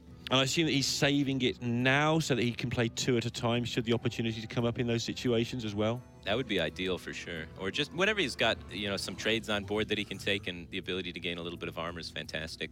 He's pretty healthy right now. Being at 15 is where you want to be. You want to be like 15 to 18 range is very comfortable for the Taunt Warrior, I'd say, to close out the game. So I would say he's in a commanding position to be able to take this one. Interesting here that Gara's being forced into playing the Doomsayer, even though like a tempo turn for show almost is just a quip. Yeah. Right? Like if it hits the Doomsayer, so be it. If it hits in the face, so be it. The only bad option is hitting the Curator, really. But Gara's been forced into this position to try and get hold of that tempo because of how far behind he is in value. Exactly. He couldn't really afford to just hero power that turn. Needs to try and force show to have to do something, and kind of succeeds, but it's not looking too fantastic. Yeah, Show making the read there, basically. If Gara wants to clear this board, he must have a good backup play next turn. So let's keep our stuff on the board, make sure he can't do that big turn and ruin me with it. Lay on Hands is an incredibly powerful card in control matchups, allowing you to gain that card advantage. He's taking a little bit of heat if he uses it here, but it would allow him to probably dig closer to cards that could maybe make something happen. He needs to have the tempo swing of the Pyro quality, but then he also needs to repopulate the board afterwards. Otherwise, he's going to be stuck back in the same exact situation when the show re-extends. So he can't really afford to equality clear this. He needs to find more gas to make something happen. Can he, because I always find getting the timing of Lay on Hands to be very difficult. You'd like to have the board, but if you've got the board, you don't need the cards anyway, because you already got the board. Could he play the equality now in advance? And then just Lay on Hands equality now, get this board small? Or is he just too worried about what show adds afterwards? Yeah, you can't equality here. Show has 5 cards in his hand. You know one of them is Silverus, so you can kind of eliminate one, but you're hoping that of those 4 cards that not 2 of them are minions. So you have to just kind of Lay on Hands, look for your reload, and then try and do it all at once if possible. But a bunch of weapons is not a good way to reload during your Pyro equality clear. Exactly the opposite of what you said he needed to find from that dig there. He needed to find some of the cheaper stuff and just nothing to put down there. Even a Stegodon or something would help. Right. That would be perfect, actually. Yeah, if he could get the Stegodon. But he's going to be probably forced into a situation where he's got a quality Primordial Drake and take the 50-50 on the hero power. But when your 8-drop gets cleared for 2 mana, that feels really sad. Yeah, you don't even lose a card. It is just the 2 mana. Also, he almost dies if it doesn't. So, yeah, it's got to be a quality Primordial Drake. You hope it hits you in the face, and then you maybe extend Rag Lightlord and try and stabilize from that point. But if you just Pyro equality, you don't have enough stuff on the board. So you could try and maybe use this Forbidden Healing now. Go with a Pyro equality Forbidden Healing kind of play, but I don't think it's strong enough. I think you have to take the flip on your 4/8 living, and it opens yourself up to execute being lethal against you. It opens yourself up to some sort of brawl shenanigans being lethal for sure, but I think it's a risk you have to take in this scenario.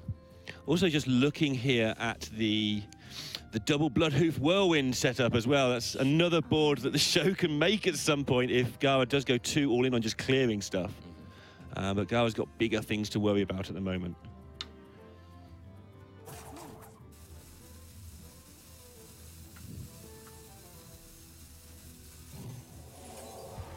He's going with the Pyro heal. Yep. This gives out more targets for the Rag Shot to potentially hit. A little bit worse against Whirlwind. Swinging with the weapons since he has so many weapon charges in hand makes sense. Oh no, you can't even squeeze in the hero power with it. So it doesn't. He didn't choose to squeeze in the hero power. Well, because it would die. Because it would have died. Yeah. I actually went through that in my head and decided not to say it out loud. Just for once in my life. I had to say it. I had to be the one. Yeah.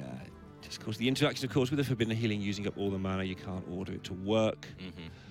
Right, another weapon for show means he can be a bit loose with this Sulfuros if he wants to guarantee some 8s. So he could just use a Whirlwind if he wants to, possibly in conjunction with the Bloodhoof, just make another 5/5. Double Bloodhoof, swing at the guy, hero power seems like a fantastic way to kill your opponent. Yeah, you're putting 18 out there. Right, and he's at 17, so the numbers, they check out. Right, extra weapon in hand, that means you get rid of the annoying 1/1s. That doesn't work. Yeah, I think, see, this is why I think you had to take the gamble with the Primordial Drake. It's like, if you don't, what do you expect to happen? Your opponent needs minions to be able to beat you from that position, so I think it's like overly safe, but Okay, so even though he seems to be getting out of range in terms of health, it's going to keep coming at you, and he hasn't got any way to stop it for the time being. And that brawl is going to be like almost a guaranteed hit in the future because the War Axe can clean up the small minion that lives through the brawl, and then the 8 can go to the face. Just save that till the very end of the game, most likely. Just adding more and more damage to Show's hand. He's a little bit worried about second equality, so he doesn't want to overextend minions into that. He does kind of need to kill this Rag Light Lord. And he wants to try and save this Whirlwind if possible for the Sleep with the Fishes. He still has a second one of those, as well as Executes remaining in the deck. Quite a few problems to solve this turn for him then. Yeah. And it looks like he's going to trade into the 1/1, freeing up the Sulfuris so he can see what happens. But no, he's going to go for the massive damage instead. I like this better. If you miss with the Bloodhoof, or if you miss with the Rag Hero Power, you need to trade in a Bloodhoof that's enraged in the War Axe charge. So... Of course, now the Ragnos is injured as well, so now you can ignore it. It's 50-50. It doesn't even heal your face anymore. Now you're causing a lot of 50-50s, though. This is some shenanigans that could run you into trouble. Because at this point, you don't have a Whirlwind effect to punish if Gara has second equality Consecrate. Like, then the Rag Light Lord heals his face every time. He clears the board. He's out of range because you only have 11. Yeah, and the Rag goes to 1 health, you're saying, because that becomes Rag goes maximum to 1 health. Yeah, which is its maximum health, and then it heals him. So this is I'd say a very risky play by Show there, leaving this Rag Light Lord up in a game that seems rather won already. But when they don't have the second equality, which Gara doesn't have good odds, then you just win, right? So, but a bit of a gamble there from Show. I guess he felt out Gara's hand, identified, you know what, he probably doesn't have the equality. Let's just do it. Worst case, he's at 12. I have 11 damage, and his Light Lord's at 1. So it's not that bad, even if it backfires.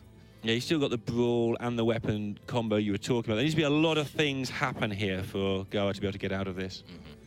And Show just calculated in his mind that, you know what, they can't all. There's a very strong chance they won't happen. Never say can't. Well, the attempt at stabilization. Yeah, so he's going to go with the put as many things on the board as possible and hope play, which is the right play. That's all you can do. But Brawl is in hand, so it's going to be at least another 50-50 for Show.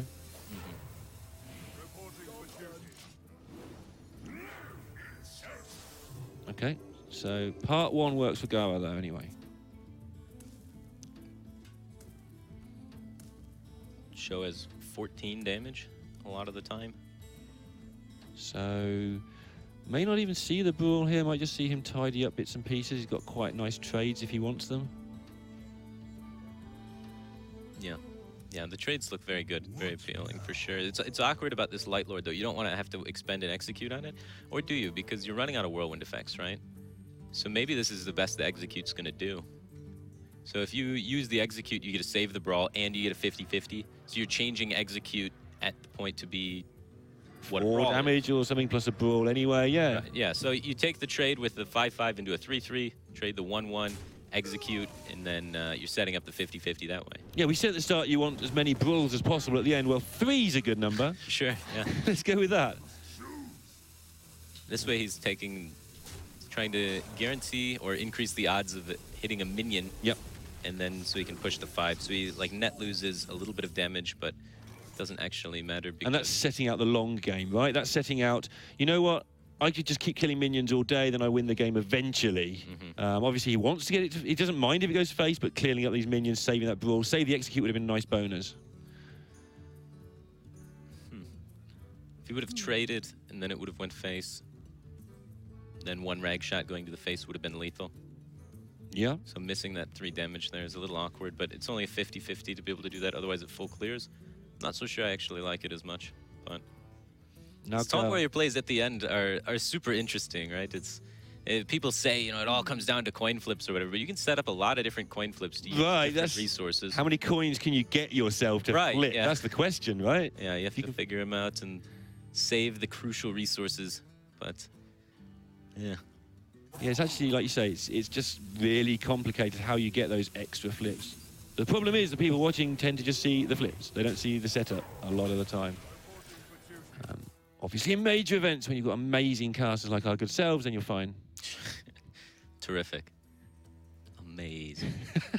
Show's starting to run out of steam here.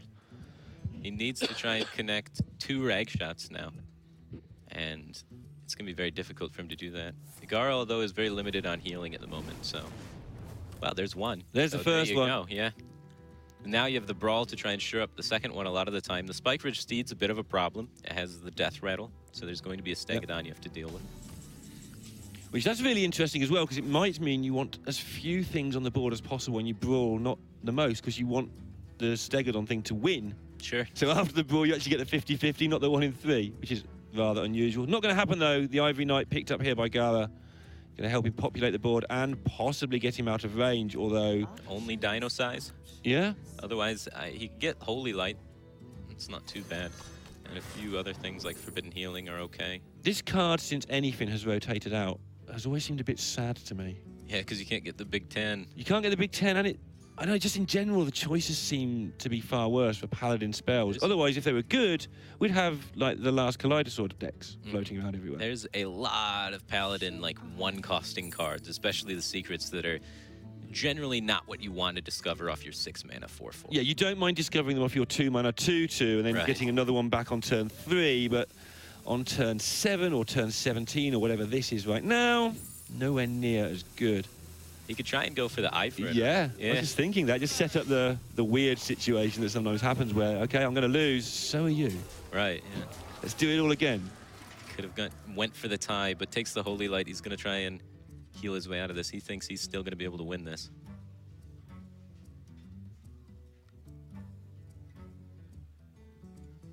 Brawl, Ghoul, Hero Power, pretty solid. If the 5/3 lives, then there's a 50-50 for lethal. If the 1/1 lives, then you play the Ghoul, and now it's a 50-50 for lethal. If the 4/4 lives, you're sad. Then you just win the 1 in 3. Then you win the 1 in 3. So I think this is one of the better opportunities you have to use it.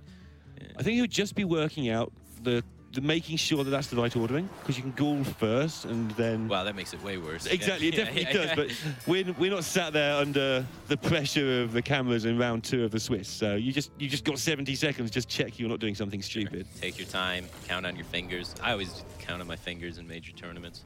Yeah, it makes sense to me, and that's it. He lands the shot and manages to get those coins to 50-50. He manages to go 1-0 in this best of 5 at Last Hero Standing.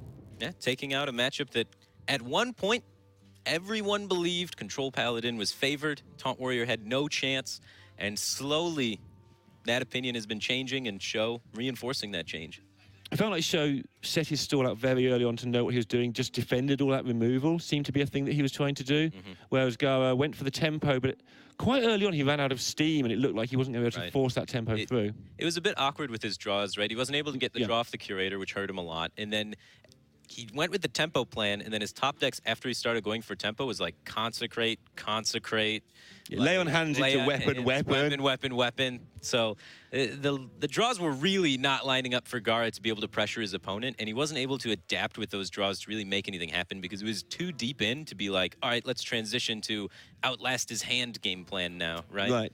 So, but if he was able to pick up Tyrion, I think he had a very reasonable chance of shutting down that game, but wasn't able to happen. And Gara queues up into his opponent. This is Last Hero Standing, so Sho's deck remains while Gara's deck is eliminated, as you can see there in red, the Paladin. And now Gara gets to choose the deck he feels is the strongest against his opponent's deck. And he's chosen the Taunt Warrior mirror, so if Sho is able to take this one, you have to believe he's very favored to make it 3-0. So Gara's other deck is the Shaman, which you would now anticipate just being a evolved Shaman from this spot, I would think. Definitely not a Jade Shaman with Spirit Echo sort of shenanigans. Exactly, because you'd fancy you'd queue that up. Now, you don't always queue the immediate best match, but you normally do. That's the easy way of looking at it. Yeah, I mean, you should. You don't want to just give your opponent but sometimes free win. you look into the future and think, well, actually, I've got 40% with this and 50 with this. I need to save the counter. But in this situation...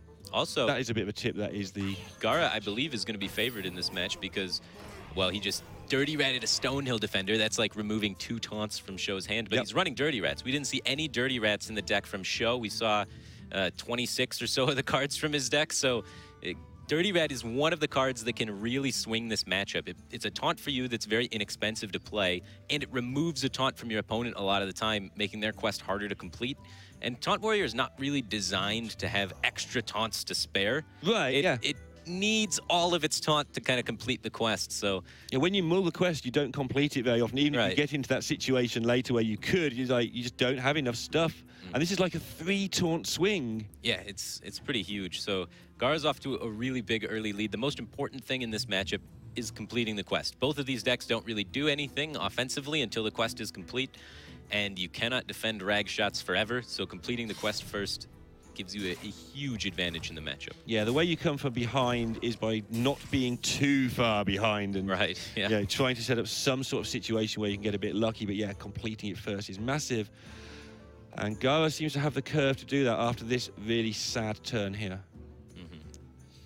He's got the choice of whether or not he wants to bump the minion. And why not, right? I mean, it's one of those, we're talking about the nuances of this game. This seems to be like the tiniest of implications either way, on almost to the who cares level on this particular attack. Right. Like, not attacking can play around Battle Rage, but if they have Battle Rage, they can just make the attack for you. So it's not that big of a deal. So Shoei's going to have a chance to catch up on cards, but he's going to need to, as Gara's got a 4 and a 5 here. And Sho's holding back his War Axe. He's got the Acolyte to trade on the board. Very well played there. Just be able to get that extra War Axe charge. He basically gained a War Axe charge through that exchange. Seems decent. Yeah.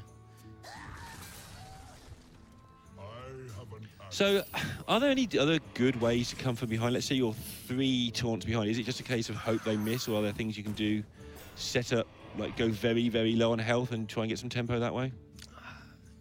I mean, the way you come from behind is them not having the brawls or the executes to try and guarantee their shots and being able to go wide on the board. So you just go all in and hope? Yeah, well, you can try and stutter step the brawl. You know, commit a few minions, and then a lot of players very aggressively brawl in this matchup because they don't want to fall one shot behind. And they don't expect their opponent to have too many minions because a lot of times all of the minions get played early and the hand size is left with just removal.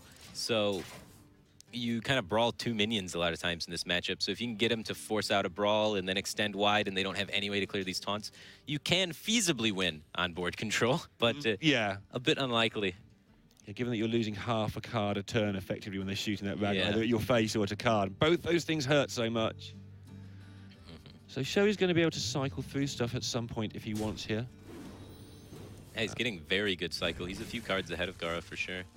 Gara has the Curator in his hand already, though. Curator, one of the most influential cards in this matchup. If you look at statistics, when you play the Curator in this matchup, your win rate goes way up. So having that is insane.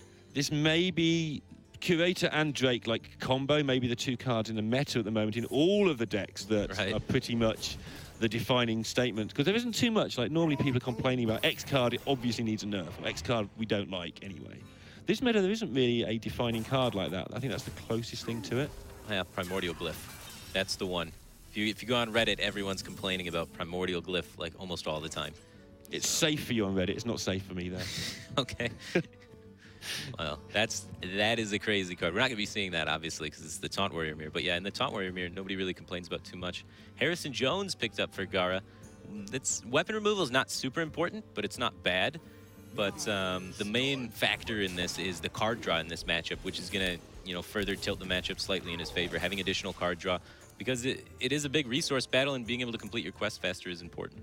And more cards help you do that. And Gara, despite that flying start, is actually only 1 point ahead on quest. So he's like only half a turn in front. We can see he has his next 2 turns mapped out as well.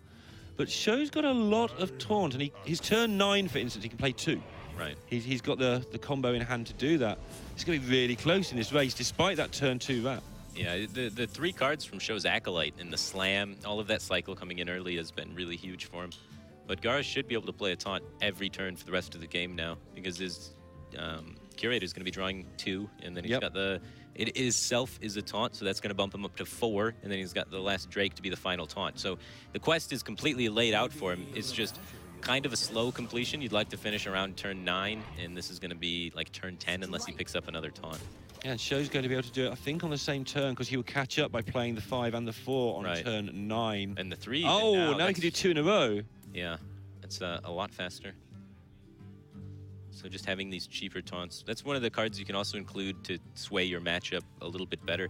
I was casting Star Ladder recently, and one of the Chinese players cut War Axe I from their saw deck. that. Yeah. Was it deliberate? Did you get to ask? Yeah, it was deliberate. He cut the War Axes from the deck and replaced them with Tar Creepers, Right. and he won 100% of his Taunt Warrior mirrors. Because he's got 2 better cards. He's just got more taunts Yeah. to complete the quest faster, and they're cheap taunts that can make it happen. So as much as you'd think it's an anti-aggro card, it's really good in Quest Warrior mirrors as well. That's such a strange decision, but did all right with it as well, didn't he? Hey, he got top 4. Yeah, how do he? Not too bad. You know, I took home like 5-6 grand for top 4. So Yeah, it seems like no War Axe. seems like a good There you no go. War Axe Yeah. better to me. So 4 out of 7 for Gara. Picking up the smaller taunt there, he can accelerate it all the way to 6, but he needs to pick up a small taunt off Stonehill Defender as well, so that he can then complete the quest and actually hero power in the same turn, and he can have a turn 9 activation. Yeah, and it's actually not going to be as brutal as we were describing by any means. These players already considering what happens after the quest is completed, I should imagine, how they're going to do phase 2 of the operation and actually maintain their cards in hand as well as winning the game with the quest. Gara has a huge edge, though. Having that Harrison Jones, he's going to have so much gas going forward. He's already got the life total advantage. He's above 8 health ahead of Show, which means he's basically got a free rag shot right there. The hired gun, for sure. Now you can complete the quest and fire off a hero power. So you can throw out the Direhorn Matriarch this turn, and the next turn be able to go hired gun, complete the quest, equip the weapon, utilize the hero power.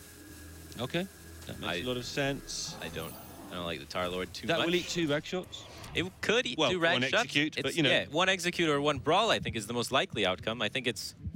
You're the one ahead. I don't think you need to be defensive in this situation. He must feel like he's behind for some reason, but he's way further on quest progression. He has the draw with Harrison Jones to be able to find the brawls and executes, which can turn his rag shots into damage. I really do not understand that Tar Lord pick. It seems overly defensive to me. Sometimes when you include a tech card like Harrison Jones in your lineup, you assume everybody else has done the same thing. Okay. Maybe he's seeing ghosts a little bit here. Sure, and thinking that Show's got it as well, so what does it matter? even still, he's playing towards this value game instead of trying to play towards killing his opponent. And I think the value of an extra hero power is worth more than the difference between a 4-3 taunt and the Tar Lurker. Yeah, in a matchup with not a huge number of targets, like you say, Brawl doesn't count how many targets there are anyway, it just kills them because that's kind of what it says on the card. So Show is going to be getting the first hero power off this game, the first rag hero power. Not armor. And he didn't have to, like you say, if this had been a hired gun, it'd been the other way around. Sure. But Gara has a lot of big minions, a lot of value in his hand. 1 execute's been used. He's going on this board control game plan. Yeah, still in the better spot, as you said, like just looking at the hands, you can see who's in the better spot. But yeah, he's definitely at an advantage as well. I think going for this board control game plan with the Tar Lurker must be based around that Harrison Jones. He knows he's going to have extra value coming in. Thinks he can just outcard Show. Okay. Maybe it works. See how it works out for him. So the next few turns are the grindy things, right? This is where things just start getting eliminated, and then you can make your assessment of whether you're ahead or behind based on where your rag shots go. You can't really predict too far in the future.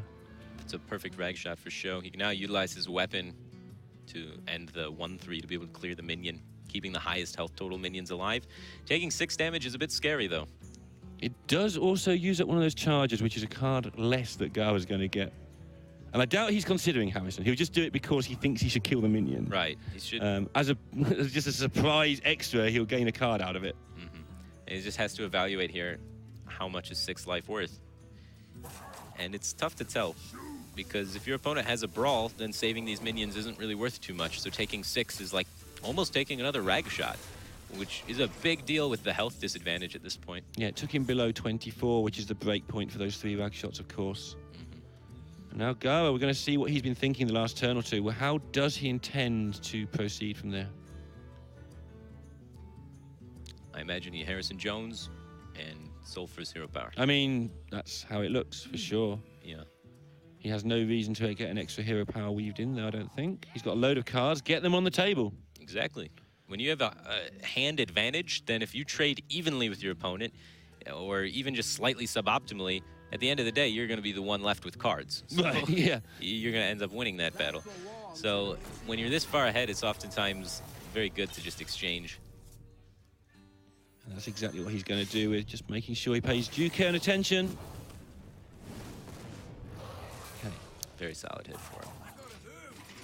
Suddenly shows hand, this is what you were talking about a few turns ago, it's just revealing itself to be a little bit empty now. But the thing is, it's so hard to win with the board control plan against Taunt Warrior because your minions don't do any damage, and Brawl is such a great card at stopping you from being able to do that. So even from this point, they're still going to have to tiptoe around each other. It's going to be like, my 2 minions are going to take on your 1 minion until, just to play around Brawl to make sure that if Gara lost 1 extra card, suddenly this game's right back in it. So he's going to have to look after these cards carefully. Gara has a lot of minions, but he needs finisher cards. He has no way to close out the game in his hand right now. He doesn't have the brawls. He doesn't have the ways to make sure his hero powers start connecting. So it's going to be really slow as he's just developing minions into this board and hoping. And Sho has the opposite. If he can draw into a few minions, he can still level this up, especially with a Lag shot or 2 going the right way for him. Right. He really needed that one to hit him in the face there. Yeah, he's going to need the minion damage to catch up, obviously. Right. He can't win with his trading 8s for 8s. Eventually, he just loses. Exactly. So he needs to get a mini board where he can just push through a couple of 6s or something like that. Right now, with the execute and the brawl, he's like kind of having 16 damage in his hand. Yeah. So he's still a ways away. And because he's been behind most of the game, he has also taken the most chip damage as well. So everything's still counting against him here. The Acolyte's a pretty solid pickup. Yep. Well, I mean, now you can execute while also cycling, so it's not the worst case in the world. That's why this hero power is so nuts, right? Because you can almost always say, well, that would the bad option happens, and you find just another way to deal with what's going on so often. And sometimes, like, the first option is bad, it hits face, then it hits face again, you're like, oh, actually, I quite like the fact it hit face last turn now. Yeah. Suddenly you just get into range a different way. Gonna refuel his hand a little bit. Okay. Whirlwind is not a lot of help here. Well, Press the magic button. Tarlurker looks good. Both executes have been utilized. Tarlurker Sure. absorbs a rag shot. Sure. So- That was the point of taking it in the first place, we felt, so... The point was to try and outvalue Sho, and this is the point where it's becoming value as Sho is out of cards. So now you can take out the Armorsmith, fire off a rag shot, and throw out a Tarlurker. Start building a board. Yep, clear everything up. It's kind of interesting, the Tarlurker, I'm right? just looking at his hand, he hasn't got any damage in hand at all. No, Like, it's nothing. it's that gonna be a translates while. into damage. So the Dirty Rat play, interesting. He really wants to out-minion Sho. He's trying to increase his rag shot's odds of hitting minions. Yeah. And just focusing on board control rather than trying to get the damage. And that makes sense because of the way that Gar's hand is. He doesn't have any brawls or executes to kind of turn the hero power into damage. So he's like, I'm not even going to try to do that. I'm just going to win the board. Sho was not impressed with that pickup. Remember, these players in this tournament all sit opposite each other, so it's important that you don't just look like you've been punched in the face when you draw your second brawl, if you can help it. Right. There is that option to just see what your opponent's doing. Pavel, RDU, two of the players who use that most advantage, I think. He chooses not to attack with the Acolyte to see if he would maybe get something playable, holds it back to try and force Gara to make that attack. If Gara makes that attack, Sho gains 2 additional life. Sho's at 25 right now. And 3 rag shots is 24, so that is a entire rag shot that Sho gains if Gara has to kill the Acolyte with the Dirty Rat. So that's why he forgoes seeing what his next card is. But on top of that, that next card might have been something he could play to gain some tempo that may have saved more than 2 in the long run, but that's why he's done it. Yeah, that's it. Now, he's probably worked out, I mean, he'll know the rough composition of the deck, obviously, that he's not in any danger of dying in the next turn or 2, so he can wait. It's coming down to the wire. Sho might have to YOLO brawl. Ghoul brawl, hero power. Hope your Ghoul wins the brawl. He can't afford to take even 1 damage. So if the Tarlurker wins the brawl and he takes 1, he's in trouble. Yeah. is that just changes the clock. Right now, they're both on like very similar clocks. Yeah, and if he does win, there's 2 11s available to him, which is 22. In a way, in a convoluted kind of way. Sure. And he speeds up the clock by 1 turn and can win the game from that position. Right. So I don't see another option for him. He just needs to win this 1 and 3. Even if the Dirty Rat lives, it's not that bad for you. So you're taking a 50-50 and turning it into a 2 and 3. I'm wondering if he's going to if he's just looking again, just looking at all the options, which ordering to do it. You could play it into the Dirty Rat and still have the better board, for instance. But he's doing it this way. This is the way you thought was good. This works, and he wins. He wins it. Now he's got a real shot to be able to take this game. That Tar Lurker pick from Gara, it did not work out for him. You see, it cost just him cleaned up the 7 brawl. mana. Yeah. It just died to 5. Right. That cost him a rag shot to be able to invest in picking that. Always nice when you can track through how something does work out with reasonable accuracy, and that did just cost him a shot.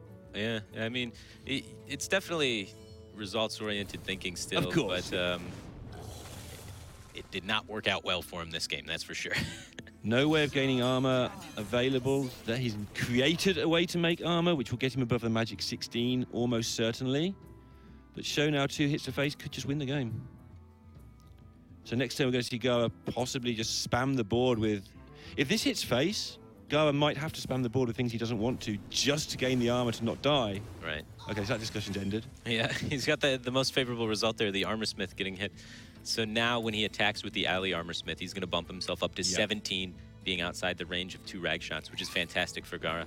Otherwise, he was going to have to extend wide and just walk into Brawl number 2. Yeah, potentially, for sure. 10 cards left still. He's going to be able to get a lot of fuel out of this Battle Rage. It feels like Gara won this game half an hour ago. Well, not quite, because Show's generating ways. He's poking in the door, man. He's winning that brawl was huge. He really opened up the possibility that he can make something happen. So it's definitely not over. You don't want to count your chickens before they hatch. I credited this to you earlier. Was it you was talking before about really long days and playing Control all day?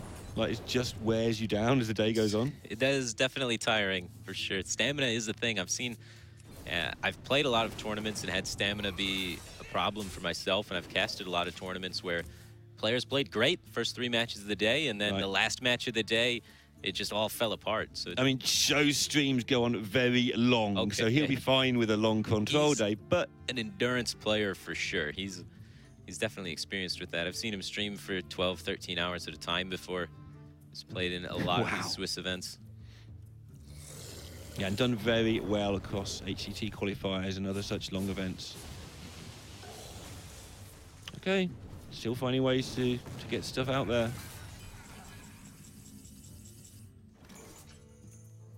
Now he's down to 15, so he's below the magic number as well. Yeah, just 2 rag shots to kill him.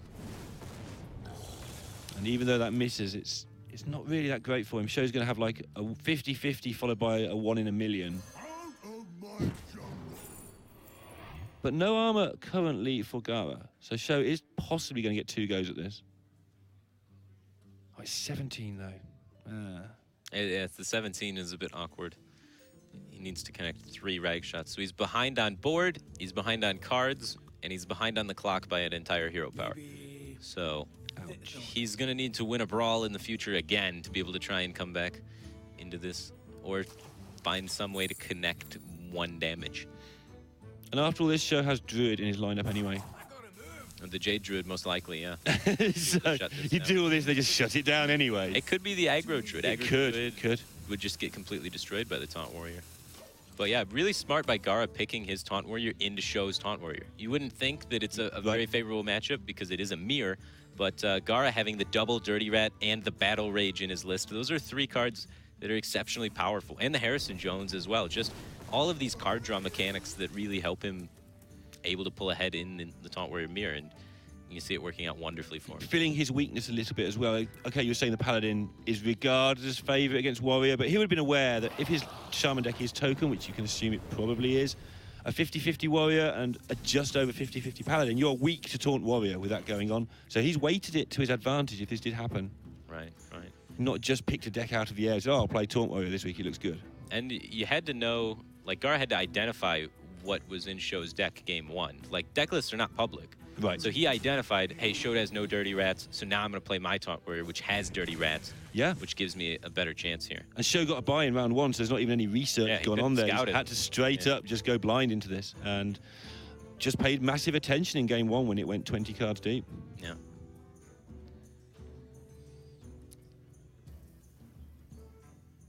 It's almost reaching fatigue. So many choices. Yes. The good old days of Fatigue Warrior versus Fatigue Warrior. Turn 14 of Fatigue. Okay. So Show is threatening 12 next turn, potentially. Can he find a way through? Doesn't seem likely. So if he wins this brawl and has something to develop, he's got a really good shot. Doesn't seem to be the case, though. That's not a thing you can develop in the what you meant in the word, because you're counting for only 8 mana every turn from this point on. He has to fire a shot a turn, of course. Gara has 3 cards remaining. No brawls have been used. So you have to assume, if you're in Show's shoes, that there could potentially be a brawl coming out here. Show could also use that to his advantage, possibly, in that he might only need to land 2 shots. Well, If he can fatigue Gara for 1, it's not happening, he's going to die. But okay, yeah, that's true. something else he would have had in his mind is, if I can fatigue you for 1, I win this game. Gara has the ability to brawl, and a lot of the time he wins. If he wins the brawl with his minion, he wins. Yep. Or if he wins the 50-50 thereafter, he wins. So you take the 2 armor first, and then you can even play the Acolyte. Now the brawl is also a 50-50 into another 50-50, so 75% of the time here. Gara Wins on the spot, and then there's all the associated percentages on the coming turns as well. Wins it first time, puts us out of our misery. Goes to 1 game apiece in this round 2 here at DreamHack Summer 2017. Yeah, the Show fought back very well. I thought, you know, we saw turn 2. Gara played Dirty Rat. It pulled out Stonehill Defender from Show, Right. which is Gara played 1 taunt and removed 2 taunts from Show's deck.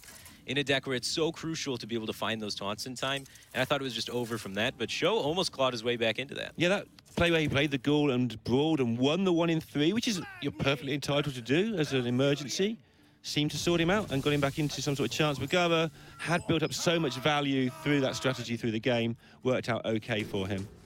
And now we are going to see the Jade Druid from Show up against the Taunt Warrior from Gara. This is a super heavily favored matchup for the Jade Druid.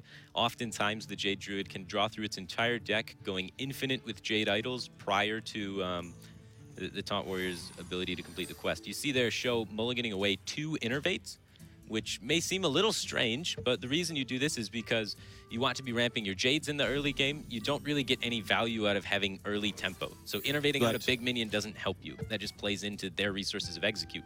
Whereas saving innervate later on to combo with Gadgets on Auctioneer gives you card draw, which does allow you to win the game. Innovate has become such a strange card in Hearthstone. It's obviously a massive tempo gain, but a lot of the time now people are choosing to play it against aggro, for instance, on turn 6 into a Drake. You often don't just want it in your opening hand. You just want to get that stuff rolling and ticking along, and it's just blowing a card, which is so odd. And yet in the aggressive Druid, everybody wants to innovate in their opening hand. Yeah, because you just want to be getting things on the board. But the game plan of the Druid isn't aggressive with Jades. It's, it's super, super passive. It wants to ramp up its mana in the early stages and then cycle the entire deck, every single card, and then make Jade Idols forever. I find Dirty Rat interesting in this matchup because it can do damage to the Jades. When's a good time to try and catch something with that Dirty Rat? It's kind of difficult to say. Doing it whenever you're going to be playing a Brawl is usually pretty nice, whenever you can answer it. There's a lot of big minions in the Druid deck, so you don't really want to give them a free 3/6 super early on. But, or trying to save it later on to snipe Gadgets and Auctioneer is really huge. If you can get that problem out of the way, sometimes the Jade Druid can kind of run out of cards. So trying to wait till maybe turn 8 or 9, or when you think they're going to be trying to set up to Gadgets and Auctioneer, is an oftentimes a pretty good strategy with the Dirty Rat. You can sometimes, as the warrior, get a mini board that looks like a good board. That's the time you can Dirty Rat and trade into the thing that comes out if it's bad for you as well. Sure. Something I found.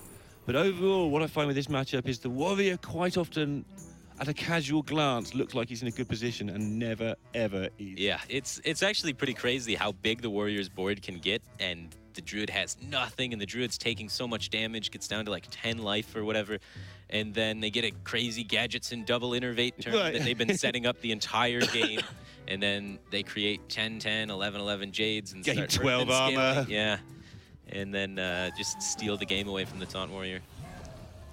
Yeah, I fell for that once or twice when I very first saw it. It's like, oh, the Warrior's going to do okay. No, it just is. Yeah. It's just not happening. Yeah, it's pretty crazy. With that in mind, of course, the Warrior does try to use that to their advantage. They do try to make that wide board the Druid cannot deal with and just try to slap the damage in there as quickly as possible. But how do you slap damage in with a bunch of 1/4s and 2/6s? Very slowly. Gara couldn't kill a dead man last game, let alone a guy's hitting you back. Oh, man. The most aggressive card he could play is Bloodhoof Brave this turn, but he also had the option to try and get a 3-card Battle Rage, which is also quite powerful. But, you know, staying exactly true to what we've been saying, the Warrior needs to be aggressive. So they don't have time to try and take these value lines. They have to put on as much pressure as possible, try and kill Sho before he's able to get his game plan online. And it looks to me like Sho's going to have no trouble at all getting his game plan online with this particular hand. Gadgets and Innovate already in hand. Backup of a load of Jades, which is something that can sometimes go wrong. You might get stranded with just 2 2s by turn 7, and maybe then the Warrior sneaks through, but it's such a hard matchup. And I think this is why it's interesting to have last hero standing. The game changes. Like sometimes Conquest's the best, sometimes last hero's the best, depending where you are in a meta. But in this meta at the moment, with quite a few 60-40, 65-35s, I feel that last hero is really interesting. So many choices. It's always been one of my favorite formats, for sure. Having counter picks allows for a lot of creative deck building. So we saw, like, earlier on, the Stansifka game, for example, he was running in his Jade Druid Moonfires, Acolyte of Pains, so switching it up to make it more favored, to change it from, you know, 70-30 into just 80-20, for example. Yeah, turn it into a real counter deck. Yeah, so I love seeing those wacky counter decks come out. That's my favorite part of the format. But against that, sometimes, like, we had a meta some months ago where Shaman's the best deck, Zoo's the second best deck because Shaman's banned. Right, and then everyone just wins played that. 3-0. Yeah, and then that could be a bad time for the last hero standing and a sure. good time for Conquest because you only see that Stomp deck once. So that's why we need multiple formats, I feel. For sure. But this is definitely last hero standing time at the moment for me. Not just because I'm sat here at DreamHack, but literally because we have this counter meta at the moment. Just more Jades. All of the Jades for show. Yeah, who's got the most taunts in this game? Sho's going to just make so much stuff. In fact, he's got a wealth of options to the point where how long do I want to wait with the auctioneer? Do I just try and slap them with Jades? I would wait a lot longer. I think I would wait. Yeah, I'm very curious that he's picking it up right now. I would imagine you can just play your Jade cards because they're big enough now that they're threatening until you absolutely need to play the gadgets. And he could be afraid of that Dirty Rat, though. So he's going on a little bit prematurely. It does give him great trades on the board. And it is kind of a difficult minion sometimes if you don't have a Sleep with the Fishes combo or something. It can be a little bit awkward for the Warrior to remove. Was the thing we talked about as well, like you say, that Dirty Rat going into turn 7 or 8. That shows assessment as well by the look of it. Yeah, he's just afraid of the Dirty Rat. He says, you know what, I'm so far ahead right now. My hand is so great. How do I possibly lose? Right. It's the Dirty Rat, so let's just play around that. And as it happened, it worked out really badly for him in terms of Dirty Rat management, just because he's where he was a minute ago with one fewer auctioneers in his deck. Yeah. Should still be fine. Should be all right. Gives Gara a disgusting Sleep with the Fishes here. You have to imagine he's just going to trade in the 1/4, play the Ghoul, play Sleep with the Fishes. Yeah, because this card gets out of range fast as well, so you might as well use it while it still does something. But the pressure is going to keep rolling. Sho has a lot of Jades. Sho likes these early game cards, doesn't he? The Enchanted Raven is a weird one. I've seen him mess with Jade Druid multiple times. Never quite sure whether he's serious or not. And he does like the Raven, just as an early game, stop your stupid stuff, stop your 1/2s. It's really fun in the sealed deck form, or not revealed deck formats too, because imagine Sho queues up game 1 with the Druid and opens with Enchanted Raven. Like, no one's going to think he's Jade. Everyone's going to start, like, adjusting their play for if he were aggro, and then he's like, surprise, Jade Druid. Here's some Jades. That'd be hilarious. So the bluff value is kind of gone of it now, but I imagine, you know, that being there means there's a Curator in his deck, so he's going to have even additional draw beyond these Gadgets and Auctioneers and the Nourishes. Yeah, it's definitely a card I've seen Show play a lot with. So we are seeing quite a bit of innovation in this tournament around a theme. The core 15, 10 decks are there. Yeah. We've seen Stan play the Moonfires, we've seen Show play Ravens. We've seen the Dirty Rat variant of Warrior, which is the less played variant, I would say. Right. The Dirty Rat is variant of the Taunt Warrior is better against control, a little bit worse against aggro. Yeah. Most people bring Taunt Warrior to target aggro and don't play the Dirty Rats because of that. And that goes back to all the way back to what you were saying about Swiss tournaments. What do you want to do about rounds 1 and 2? Yeah. Do you want to have some defense against the aggro, or do you want to shut your eyes and hope that rounds 1 and 2 go away? Yeah, exactly. A lot of the times, it's really hard to predict the meta accurately, because if it was easy, we'd all win tournaments. Is that a dig? What? So- No. But yeah, exactly. He's got 2 innervates he could try and find off this. Or hoping to find anyway. Again, getting this down a little bit earlier than you normally would, presumably again with rats in mind. It's the same thought process. Whatever led him to do the first one early has led him to do the second one early. As well as having just 2 Nourishes in the Curator to be drawing towards. Sure. He doesn't need to draw all that much off these Gadgets, and it's just something, and then he'll be able to try and hit these other draw cards that he's included in his deck. Because going infinite when he's this far in front just isn't necessary. It's very nice and all that, but He will go infinite. He should be able to just get there anyway. So he's got the Curator, which I'm not sure if he runs another Beast, but it can probably pull a Dragon, so that's 1 draw. And then he's got 3 draws from each of the Nourish, and he's got 2 Wraths remaining, which is another 2 draws. So count that up, that's 9 draws. He's got 13 cards. I imagine That's infinite. I'll give you that. Infinite, yeah. So he's got the ability to draw his entire deck. He has completed enough draw off the Gadgets and Auctioneer to be sufficient with that. So Gara, this is where the game gets really sad for the Warrior. You spend your whole time trying not to die. And somehow you've got to find a win condition after all of that. Right. And you feel your win condition is completing the quest, but it just isn't because the Jades even hit 9. They're too big, yeah. They're already at 6/6. He can already make them up to 8/8 in his hand, and he's going to draw more Jade cards. So it's really, really hopeless from Gara from this position. And he doesn't even have an answer that's very clean for this Gadgets and Auctioneer.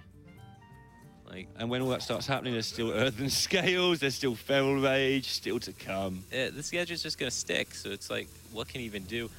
There's always the hope my opponent runs Doomsayer and Dirty Rat that play, but this is a disaster for him. He's only at 5 out of 7 of his quest, and Show's about to draw his entire deck. Other than that, everything's going fine. Just peachy. How are you feeling? Yeah, great. He did ban the Paladin, of course, choosing to let this Druid live. So that's interesting as well, feeling this isn't even the worst deck against him. And his other 2 decks were the Paladin, which I thought the Druid would be pretty good against, and the Shaman, which, yeah. Shaman's just so well-rounded, it's hard to say, but the Shaman should perform, you know, adequately against the Jade Druid. I wouldn't say it's a huge favorite by any margin, but it's definitely slightly favorite. It has enough options, doesn't it, to keep them on their toes? Like you can start making a wide board, which they struggle to deal with, or you can just start going Doppelgangster Evolve quickly enough. Yeah, if you get an early Doppelgangster Evolve off, Druid can't really deal with that. And then just the ability of Flametongue Totem to help your early minions trade up. Druid has always struggled against Flametongue Totem since the beginning of time. It's because Druid ramps up with mana early on, ignoring the board, and then Shaman can capitalize off that board. Right. Oh, he runs double Enchanted Raven. These are tech cards that may allow Show to be able to win the early board against Shaman and make that matchup a little bit better. So that's really interesting that Show has teched his Jade Druid seemingly against early game board control decks like Shaman. And Shaman thus far this tournament has been the most popular counter to aggro Druid. Yeah, it's something I know for a fact, and like we're talking about this because the Shaman is coming back, that Show does just dislike is the fact that Druid is so exposed in those early turns to aggro in general, but in particular the Shaman, which is full of 1/2s then, and Totems, which are 0/2s. Yeah, exactly. So being able to shut that down with these Enchanted Ravens. And he's probably lost a Tar Creeper and a Gluttonous Ooze or something, so who cares? Yeah, it's fine. Fairly inconsequential nowadays. We haven't seen a single Mage yet today. That's really weird. Mage is one of the most represented classes on Ladder. Yeah. Yeah, so no one bringing Mage. I guess that's probably just because it's last hero standing. They don't feel like they can target very well with Mage, and Shaman kind of fits the well-rounded class better. Yeah. Or maybe we just hit the side of the bracket. Right. People aren't playing Mages yet. Yeah, we've got this impression that every single player in the tournament is playing Warrior, Druid, and Shaman. Right, like just the first seen four. 2 matches. Yeah. So, I mean, we definitely need more information before we can really speculate on that. I imagine Mage will make a very strong appearance. So Gar's going to wrap this one up.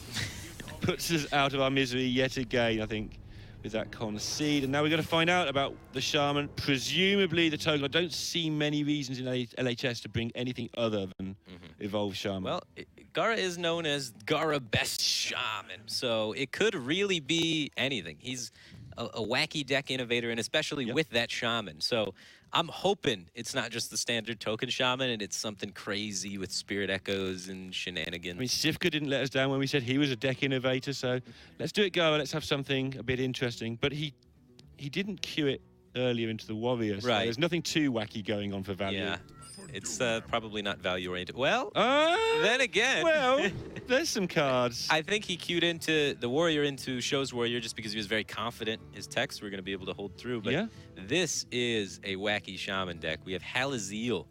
Whenever your spells deal damage, restore that much health to your hero. A card that you don't really see every day in competitive Hearthstone. So this one, if Gara gets his way, is going long. Yeah, it can extend very much so into the late game. It's some sort of control Shaman. He's got Lightning Storm. Not a great Interesting card. how he's approaching this. He's kept every card with the Oh, word yeah. Jade in it. Yeah. And he's just going to try and get in front on the Jade count against a deck that is designed to get in front Well- of the Jade count. But what's his other choice? Show's got Wraths in his hand because Show's not expecting this Shaman. Right? Show isn't expecting at all that there's going to be that super heavy control Jade Shaman, so that plays to Gar's advantage a little bit there. But yeah, that is how this kind of Shaman deck beats, or any Jade mirror really works, is whoever plays more Jade cards kind of wins, because you know your opponent makes a 1/1, you make a 2/2, you value trade. It's They have such to a invest snowball. Mana. Yeah, they have to invest mana into killing your minion that's stuck around, and then you make another one, and you just have value trades all the way down. So whoever can get ahead first is off to a pretty big advantage. Show still will not know what the news is of what he's up against. It's a perfectly normal turn 1 play for Shaman at this point. Yeah, he's probably a little suspicious. It is kind of slow for Shaman to be coming out of the gate like this. And honestly, in this matchup, I would favor the Jade Druid just because it has more Jade cards than the Jade Shaman, allowing it to get the Jade total higher. It also has a lot less dead cards, like Volcano and Lightning Storm are pretty impractical against Jade Druid. A little more card draw as well in the Druid Right. deck. Little bit more of everything. So, Yeah. like you say, I understand entirely why it would be favoured, but Gara keeping 3 Jades in his opening hand, definitely going to at least give him a chance in this. Doomsayer. So he's got a lot of anti-aggro tech here. Doomsayer is not going to be too effective. He could use it going into turn 6 to set up like Coin Jade Chieftain. I imagine that would be one of the best ways to utilize it. He could so. play it now to shut down the turn 6, then just Lightning Face as a minion, and then play turn 7 Chieftain, turn 6 Chieftain. I think you want your opponent to play something, though. You want to be able to Jade Lightning one of your opponent's minions. Sure. I think that's incredibly valuable. So I don't really like playing it now. If your opponent plays a 6-drop, right, you can go Hex and then Doomsayer. Sure. Then you go to 6 mana, then you go Coin Jade Chieftain, which is, I think, one of the progressions I'd like to see. And the question after that is how, I mean, he'll have 3 or 4 more cards by then, but how does he proceed to then just push that advantage? Given already that even though Show kept all the anti-aggro stuff or the early game stuff, he's still going to start generating his own Jades very soon. Gara going with your play here and just killing some time. Yeah. It's a difficult one for sure. And you have to use Hex for very low value, unless Aya comes out. He's going to play around it. Wow. Wow. That's good identification of...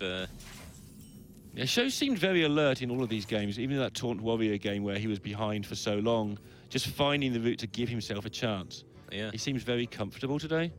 Yeah, that's very solid, being able to play around the Hex, realizing that, hey, my opponent's surrendering tempo. They just spent the entire turn roping and then hero-powered. Why are they giving up on the board right here all of a sudden? And it's because they have some way to take it back. Now, what does that mean? That means, like, board clears like Volcano sometimes, but not really against Jade Druid. So then you have to think about Hex, Jade Lightning, stuff like that. And playing around the Hex here really beautifully. It's an area of his game I think he's worked on very hard. One of his biggest complaints in general about like life, the universe, everything, is he doesn't enjoy playing against decks where they're not revealed. So in a Swiss, in round 2, you're in that spot. And I think he's worked very hard on his game, on his deck identification, on his tech card identification. And I think that's showing through already. If he gets to round 7, when everyone knows what everyone's playing, he is going to be a force to reckon with, if he can, talking a whole day ahead here. Sure. Interesting. Jade Lightning there on the 2-2 to try and save the weapon for Gara. He could have tried to take down the Behemoth and just leave the 2-2 instead, but wants to save that weapon and can get a little bit punished by it if Sho wants to take that. He's got the Wrath and the Swipe to clean up the Doomsayer. Yeah, there's no clever play with Fandral, right? He just has to do the Wrath Swipe now if he's going to do that. He could also try and invest in Aya and just let the Doomsayer go. Gara's going into 6 mana, so he's got to be worried about what really from Shaman on 6 mana. There aren't too many cards that the Jade Shamans play that cost 6 mana. Oftentimes you won't see them playing Fire Elemental or things like that. So I think that's one of the justifications for cleaning up the Doomsayer here, is just because there's no real 6-drop you're afraid of Gara developing. Yep, and it's going to be shown to be correct because this turn it's okay, but it's not life-threatening at all. And now he should get some value out of this Fandral if he wants it. Or he can just drop Aya. So many choices. Still fears the potential Hex, but it's better for him than previously because this is going into Gara's turn 7. And he notices Gara was trying to set up a Doomsayer because he saw the Doomsayer come down. What was he trying to set up a Doomsayer for? Jade Chieftain. So he's identified there's a Jade Chieftain in Gara's hand, and he wants to force Gara to have to use a Hex instead of being able to play the Jade Chieftain that he wants to play. So that's why either developing the Fandral or the Aya is so ideal there. But Aya does not get better in your hand, whereas Fandral, the more cards you have, the more options you have with it, the more mana you have to spend with it, it does get better. So he's chosen Aya over Fandral for that reason. Nice. And if you can rip a Nourish off the top, he's going to be good anyway with the cards that are there on turn 9. He can play 2 cards anyway. If you can rip a Nourish, that turn just goes insane. Exactly.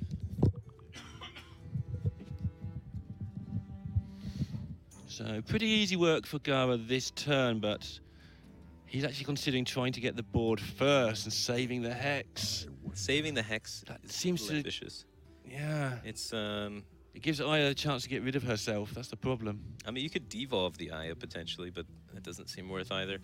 It's kind of weird. You might be able to use Storm this turn, get value out of a card that typically gets 0 value in the matchup.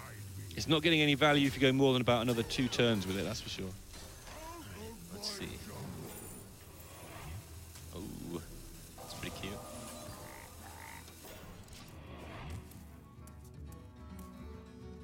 So what can happen from Mr. Fandral if he wants to go that route? He doesn't even want to, just go fill up his hand, thin out his deck of those big cards, the Drakes. Right. And get rid of that pesky Raven that you really don't want to top deck as well. Just setting up for the Gadgets and Auctioneer to be solid. He doesn't need to react super aggressively to this board. It's not very threatening, so he can wait for the Fandral to eventually find the Nourish. So one of the problems here for Gara, I assume, is the Spirit Echo. You'd like to save it if he's got one for the Jade Chieftain. You've still got an Aya later as well, so you're okay. But this is your last chance to fight for board, this minion, and then you've got 2 or 3 turns where you're trying to draw into stuff. I'm assuming there's a Spirit Echo in here. If there's not, I'd be amazed. Yeah, and oftentimes there's Spirit Echoes in these decks. Maybe not 2 because of the Doomsayer and other defensive tech options that we've seen, but for sure there has to be 1 to be able to extend your Jades. Otherwise, they just are too small. It's not looking good for him, though. Anyway, you slice it. He knows Sho's hand has big minions in it, so if he tries to just clear this board, the big minions are going to be able to come down. Namely, Primordial Drake is one that he can't really deal with, so full clearing the board with something like Volcano or trying to set up a Lightning Storm isn't too appealing because of that. Whereas, also, he does know if he tries to develop the Jade Chieftain, he can run into trouble there. So he chooses to use the Volcano to clear the board and develop the Mana Tide at the same time. So if the big minion that he's worried about, the Primordial Drake, comes down, it still clears it up, though. So, I mean, he's got all bad plays. He's just trying to find the best of the worst options. Yeah, so the option he went with, given you've got all bad plays, is to sort that out. Get Try some and more find cards. Yeah. So that makes a lot of sense when you reason it through that way, I guess. Yeah. Have more plays for the future and just give up on that turn. Yeah. Meanwhile, Show's plays are fantastic. He's got the Oh, my cards he goodness. needs. The Fandrel's able to come down. He's been holding on to this guy forever. Like a mini auctioneer at this point. Yeah. Which is a good job, because It really sets up for your auctioneer super well. Now he's got 4 Jade Idols in the deck that he's going to be, trying to find with his Gadget Sand. So Yeah, and this turn really restricts what Gawa can do, as well as he finally finds all of his Jades, but can only play 1 a turn. and he wants to be able to answer this Fandrel. And it's super awkward for him to do that. He can't play Aya while answering. He can't play Jade Chieftain while answering. It's been tough for him. So the next thing is, I mean, Fandrel unanswered now isn't like Fandrel unanswered in the previous meta. It's still terrifying. It's really bad but- when your opponent has 10 mana to work with. Sure, I mean, it's not good, but there's only sort of 6 cards, not like 12 that work with it now. The Jade Idol works with it pretty fantastically, actually. Yeah. Because now Show can go Gadget Sand and then spells and then hit Jade Idols, which then increases the odds of hitting more Jade Idols. Or Oh, he got just the Nourish. The Nourish is fantastic as well. Just to clarify, Jade Idol later in the game works well with it, right? Early in Right. the game, actually, you don't want the Fandrel Jade Idol Yeah. going on sometimes. It's not as good early in the game as it just like clutters your deck. But But once right you have now- the Gadgets in on the field, Yeah. you can really make things happen. But he's got some hand size issues, and he wants to squeeze out the Nourish first. So I imagine he likely doesn't go with the Gadgets in. But it's still an option, because cycling into those Jade Idols with it out is terrifyingly powerful. The only reason to even take your time here is to not mess it up, because this can be just a game-winning turn now. Well, the game's won. He's just looking to try and not punt it. Yeah, exactly. Yeah. He's got it here. Let's No not mistakes. overdraw. Let's get these on the board out of my hand, because Right. it's clutter. Yeah. As long as he keeps it simple, doesn't like overdraw both Jade Idols or something crazy, then he should be fine. Looks fine to me. And they're finding a way to keep it there for one more turn. Couldn't deal with it last turn. Why should you be able to deal with it now? Just get rid of the board. Exactly. And these Ravens are actually going to be reasonably irritating as well. The main reason he's playing them is just to empty his hand to make room for later. But hey, Yeah. And to make the Dr. Fandrel. It's important. Dr. Fandrel with his Raven friends. Yeah. Sounds like Sottle. Now, look at it, devolved perfectly. Now it's Dr. Ironforge with his wisps. The game knows what's going on. Wow. It's the Doctor meta. Being Coming trolled. back. Yeah. Ironforge Rifleman, lowest win rate card in all of Hearthstone. Is it really? Yeah. It's because it's in a lot of basic decks and it's bad. It teaches new players that this card's terrible. Take it from your deck. And they start being able to compare things and figure out what cards are good. That's really cool. Yeah, it's an instructional card. I am bad, don't play me. Exactly. That's the purpose of that card. I like it. All games need those, and yeah, Hearthstone has plenty of them at times. Yeah. I didn't realize that was the one. Yeah, the worst card. I don't think I'd even have guessed it. Well, now I think about it, I can't think of many worse, but Yeah, it's 3 mana 2/2. Deal 1. yeah. Yeah. This means there'll be a meta in about 3 months' time now where that is the killer card that everybody plays and bounces and somehow combos for 30 to face with the do one to face 30 times. I would love to see it happen. I would love to see it happen. I think Ironforge Rifleman deserves some time in the sun. If you're wondering why we're talking about Ironforge Rifleman, by the way, apart from the fact it's on the table, it's because we're waiting for Show to go through this auctioneer turn, and he's just bringing the game towards a close, it would seem, unless Gara has a way. Yogg-Saron. Yep. It could be in the deck. We don't know, Seems unlikely, but possible. but always possible. Deathwing Deathwing could be good. in this Jade Shaman deck. He needs to play Deathwing and then top deck Alexstrasza the turn after to really have a chance, though. And then he's still a couple points of damage. And then we're getting close. And then we're almost there. Then we got a game, though. Anixia? He just gets wiped out by the Primordials. Right, Not very doesn't good right matter. now. Yeah. Yeah. Not much happening. He's got a huge Jade board, though. He has. So Yeah, just choosing to go all in, recognizing the conversation we're having right Exactly. now He's as, like- oh yeah, it's time to go all in. you got to do it. But the problem is he doesn't have enough damage before Show's Jades just catch up with his and contest them. Yeah, Show on Pretty healthy looking 37 health. Going to buy him plenty of time, you would think. I guess if he can't deal with all of this board now, and then Gara can pick up the Earthen Spirit next turn, get some more Jades. More Jades would help. Maybe a Bloodlust, sneak lethal out of nowhere. He's got 13, 18, 19 on the board, plus 12. That's not quite enough. Not even 37, yeah. So his show shouldn't really respect or fear Bloodlust at this point. He should just... He may fear Earthen Scales though, Earthen Spirit. Getting another 3 or 4 cards back in hand. He may want to deal with some of that. The Spirit Echo. Spirit Echo. Why do they call it Earthen Spirit? Probably inventing cards is the best way for Gara to get out of it. I mean, why. at this point, though, his Jades could be larger than Gara's, even if they get Spirit Echoed. The only one that matters is the Chieftain. So I'd love to see Sho just extend 3 Jade cards onto the field here. A little bit more defensive with this line. Yeah. I'm not sure what he's worried about killing him. Maybe some like Bloodlust, Flame Tongue, Lightning Bolt action was enough, but... I think sometimes you see a line that obviously works and don't necessarily find the next one up. The issue with this line, though, is now, if Gara did get 2 Jade draws, like one off his Thalanos draw and one off his natural draw, he would have a chance to come in this. He could play both those Jade cards, and now Sho's Jades would be so far behind that Gara has a chance. If you just extend the Jades and then just trade your Jade minions into his, I don't see Gara catching up. So this opens a window of opportunity because you're trying to play around some absurd Bloodlust, Lightning Bolt, Flame Tongues. And you miss like the obvious, not the obvious, but the more likely real world proposition. Yeah, where it's just, oh, he plays 2 Jade cards, you know, so. Next turn, Sho is going to be able to make his own crazy army of Jades, but he has time. That's what we're saying. He has the time to do that.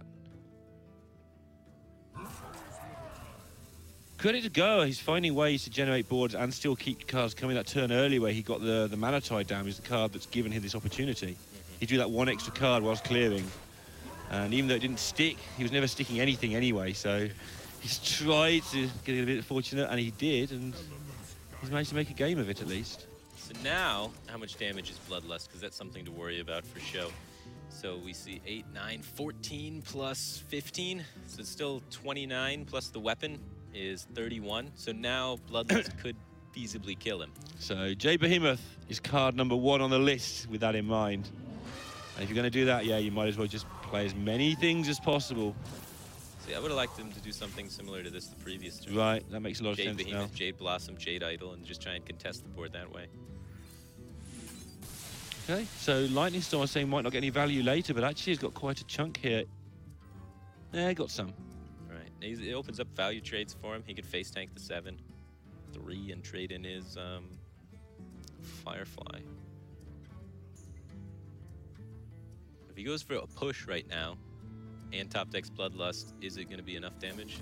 That's an important question. The Taunt Totem helps a lot. That forces a lot of mana from Sho to be able to actually make the Jade trades happen. Just looking how Gara, though, things don't well. Obviously, the 8's going face. The rest is kind of a mess. Oh, the 8's not even going to go face. Okay. He's trying to preserve every single little minion, it looks like. There must be a Bloodlust in here somewhere. Sure, that makes more sense. If there's not, then this 8 needed to go into the face. If there's a Bloodlust, sure, that's representing so much just by killing things off. Taking all of the trades here. So by taking all of the trades, I don't see how he has to have the Bloodlust if he's going to connect enough damage. So how much damage does he have set up now? 15 plus 11 is not enough for lethal, but it's a good chunk of it for sure. Sho should be able to get a lot out of this Auctioneer turn now, though, because he's going to be able to Earthen Scales at the end of it, which means he can do it just with absolute freedom. And he's basically infinite. He's infinite right now. He's got no cards remaining except Jade Idols. So this is it. Well, it's not it, but it's going to be Bloodlust into Bloodlust, I think, to get out of this one. Yeah, it's going to be really tough. The Sho's going to get out of reach of all the potential damage from Gara and create an unkillable board. In fact, the Bloodlust isn't even lethal, right? It's only 26, so he doesn't even need to mess with the Earthen Scales if he doesn't want to here, Sho. You can just put an extra big minion on the board. I like playing the Earthen Scales because just in case. Yeah. You know what? Double Bloodlust happens. All right. Well, he's overloaded for 3, so it'd have to be like Bloodlust, double Lightning Bolt. But he's already played 1 Lightning Bolt, so Bloodlust something. I don't know. It's just like, why not, right? Your board is so huge. You're giving yourself about 11-11 on a why not. Yeah. I That's the mean, but situation look at you the get amount of into with power this you silly got on deck. the board, yeah. Gara's had enough of that, and Show takes down a convincing, I feel, round 2, 3-1. Yeah. Got a bye in the first round, now he's won that, so he's on 2-0, looking good early in the Swiss. Looking very solid, able to conceal one of his decks as well. Yeah, Hey. just important. Hey, Lothar's back. How you doing, man? Well, that game was a long one, although it wasn't a 3-2. Yeah, it Had took a while. some interesting matchups like Contra Warrior versus Contra Warrior. Well, they were totally different Taunt Warriors, though. Yeah. Even though they're both Taunt Warrior, they're teched out completely differently, and they both serve different purposes in each other's lineups. Yeah, that's true. And now we have also seen like different playstyles in, well, the Jade decks, right? Gara is known for more passive play, which I feel like might have betrayed him in this particular match because he was just not pressuring his opponent enough to sustain board control and just take the match in his entirety, right? So he's falling down 3-1. Actually, the entire round, Swiss 2, is almost finished. Okay. Wow. We only have one more match left, which is Sidonia versus D-Rat on stream B, and we'll be jumping into that match in just a few seconds. But anything else to add about Show and Gara? Thought they both played pretty solidly. I think, honestly, there was a few more mistakes from Gara than there was from Show. But it seems like they're both probably going to do pretty well. I mean, they're big-name players, and they came out and they performed all right. Well, and they also are going into the tournament with not a loss in the first round. Right, that's which a is big important. deal. You don't want to get losses early in the Swiss format, as it means you're going to verse lower-ranked players, which means it's going to hurt your tiebreakers. So it is kind of bad news for Gara that he's now going to be facing down only a 1-1 record. He might still be paired up when someone is like, there's an odd number of players, and we will have the odd numbers of players because, an example, Reynard dropped out after round 1. And also I spoke with, an example, Terrence, your fellow countryman from North America. Countryman. He actually lost to round 1, but he wasn't really that afraid because both DreamHacks that he top 8'd, he was losing in round 1 as well. That's insane. So maybe it's his good luck charm. Just lose losing round 1 move on. and then there you go. You'll be able to make it through the entire thing. That's his strategy. Sure. Basically, I think that's it. He was really Next looking level. confident. Yeah. Also, we got just information just came in. The secondary match just finished. Okay.